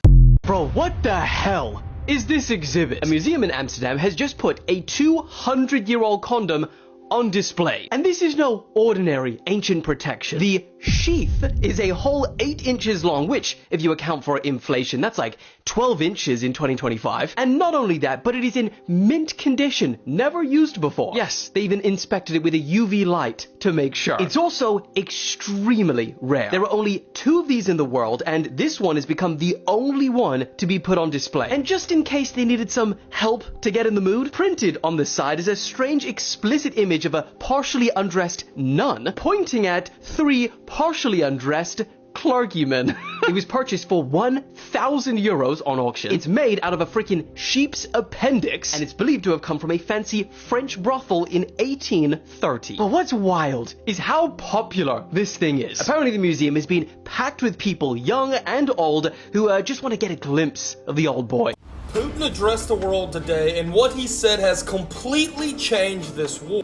Off the bat, he said there will be no more future negotiations and the only outcome will be a total Russian victory. This is different than previously whenever he encouraged open dialogue and ceasefire. He said that is all out of the window because he said Zelensky's past actions this week has made Ukraine an illegitimate country. And since Russia now doesn't view Ukraine as a country, all acts by Zelensky will be terror acts. Putin specifically brought up the 2 attacks on the civilian trains last week, which is when Ukraine exploded 2 bridges while trains were under them. Putin says that any ceasefire would see the rearming of Ukraine, something that he cannot have happen, and that this war will drag on and will not end until a full Russian victory is completed. No more ceasefires, no more ultimatums, no more peace deal. And that any negotiations with an outside power like the United States will have to see Zelensky step down, as the Russians now view him as illegitimate. There's now rumors circulating that Russia could declare war. Let me know in the comments if they should.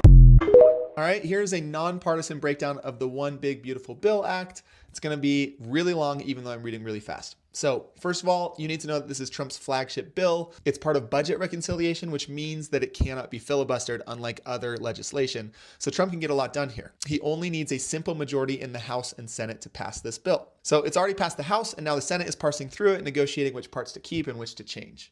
The bill is unique because it is only allowed to contain legislation that directly impacts the federal budget, meaning each provision has to raise revenue or spend it. Anything else is not allowed in the bill, and there are a few things that are going to be up for debate. Now, I'm not going to go through all of the bill, it's 1,000 pages, but we are going to cover the biggest stuff, starting with tax cuts. The Big Beautiful Bill Act permanently extends Trump's 2017 tax cuts, which were set to expire, locking in lower individual tax rates and doubling the standard tax deduction indefinitely. Now, this is great for us, but it is not good for the budget. The bill also introduces new tax cuts. These cuts provide tax relief to Americans, but are also projected to reduce the federal revenues by $3.8 trillion over the next decade. Another indirect tax cut is the SALT deduction. This allows Americans in states with higher tax burdens to claim more of their state taxes as deductions on their federal returns. So right now, of your state taxes that you pay, you can only deduct up to $10,000 from your individual federal tax return. This bill would allow individuals to deduct up to $40,000 if you're making that much. Now, moving on from tax cuts,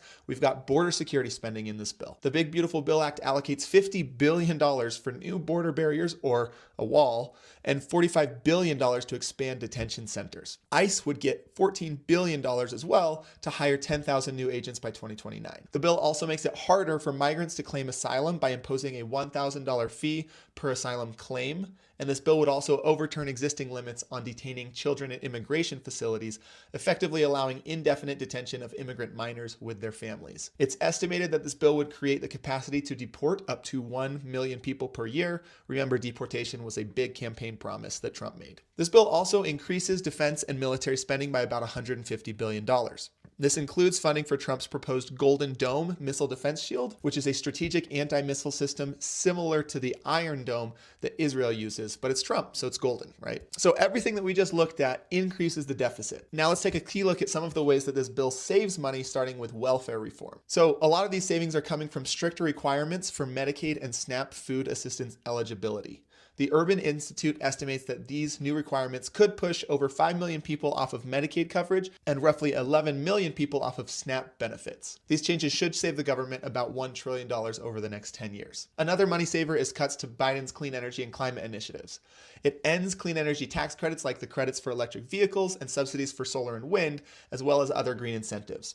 All told, the administration hopes to save hundreds of billions by canceling these green subsidies. The bill also tightens federal student aid programs. For example, students who want to qualify for the Pell Grant now need to take 15 credits per semester rather than 12. And the bill requires universities to share the risk of student loans so that universities also pay if students default. There are also a lot of random parts of this bill that I'm just going to list in bullet points real quick. One, it repeals the IRS's new free direct e-filing tool. It raises the federal estate tax exemption to $15 million, ensuring that 99.9% of estates owe no tax. It creates a generous tax credit to expand private school voucher programs, and it repeals the $200 federal tax on gun silencers. Now we get to the more controversial stuff, a lot of which is going to be up for debate in the Senate. First, contempt rulings. So this bill makes it harder for courts to enforce contempt of court by forbidding the use of any funds to enforce contempt of court citations. In practice, this would paralyze the court's ability to enforce their orders, especially against government officials in the executive branch. This provision has little budgetary relevance and is expected to face a challenge in the Senate for being extraneous policy. Second, this bill makes it easier and faster to strip nonprofits of their tax-exempt status if they are deemed terrorist supporting. And third, this bill contains language nullifying any state or local regulation of artificial intelligence systems for the next 10 years. So the big question with a budget reconciliation bill is, what does this do to our deficit? The Congressional Budget Office estimates the House-passed version of this bill would add roughly $2.8 trillion to the deficit over 10 years, even after accounting for all of the spending cuts. The Senate is unlikely to pass the bill as it stands, but it remains to be seen what stays and what goes. Follow along and I'll keep you updated. And in a later video, I'll give you my opinion on all of this. A new strain of COVID has been found in Northern Ireland, and doctors say it's behaving differently. MB181 is now under monitoring by the World Health Organization. It spreads fast and may dodge immunity from past infections and vaccines. It's already dominant in places like Hong Kong and China, and now has been detected in the UK. While some symptoms are familiar, like cough, fever, and fatigue, others are more unusual, including heartburn, nausea, and bloating. Experts say it doesn't appear more deadly, but it could spread more easily. The Big Beautiful Bill and its impact on your income. To bring you up to speed, the Big Beautiful Bill has passed the House and is now under consideration by the Senate, which I think now is the time to ask and answer the question, okay, if this actually passes, what will be the tangible impact to the average American's annual income? Thankfully, the University of Pennsylvania, specifically the Penn Wharton budget model, answers this question with, at this point, our best estimates to help you understand, okay, if this goes through, based on the tax cuts, based on the spending cuts, and all the other things in the bill, what will be the actual impact to your annual income?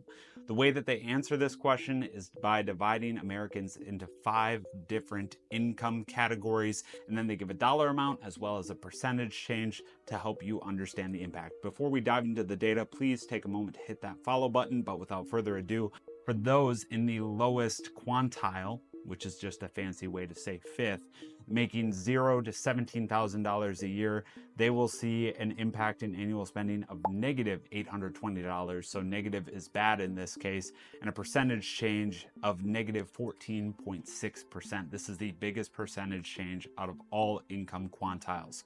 For those in quantile 2 making $17K to $51K a year, they will see negative $430 in annual income and a negative 1.1 percentage change. For those in income quantile number 3 making $51,000 to $93,000 a year, they'll see plus $840 or a percentage change of positive 1.1%. For those in the 4th quantile making $93,000 to $174,000 a year, they'll see an income change of plus $3,000 a year or a 2.2% increase. For the 5th and final quantile, this is people making above $174,000 a year. They do get more granular.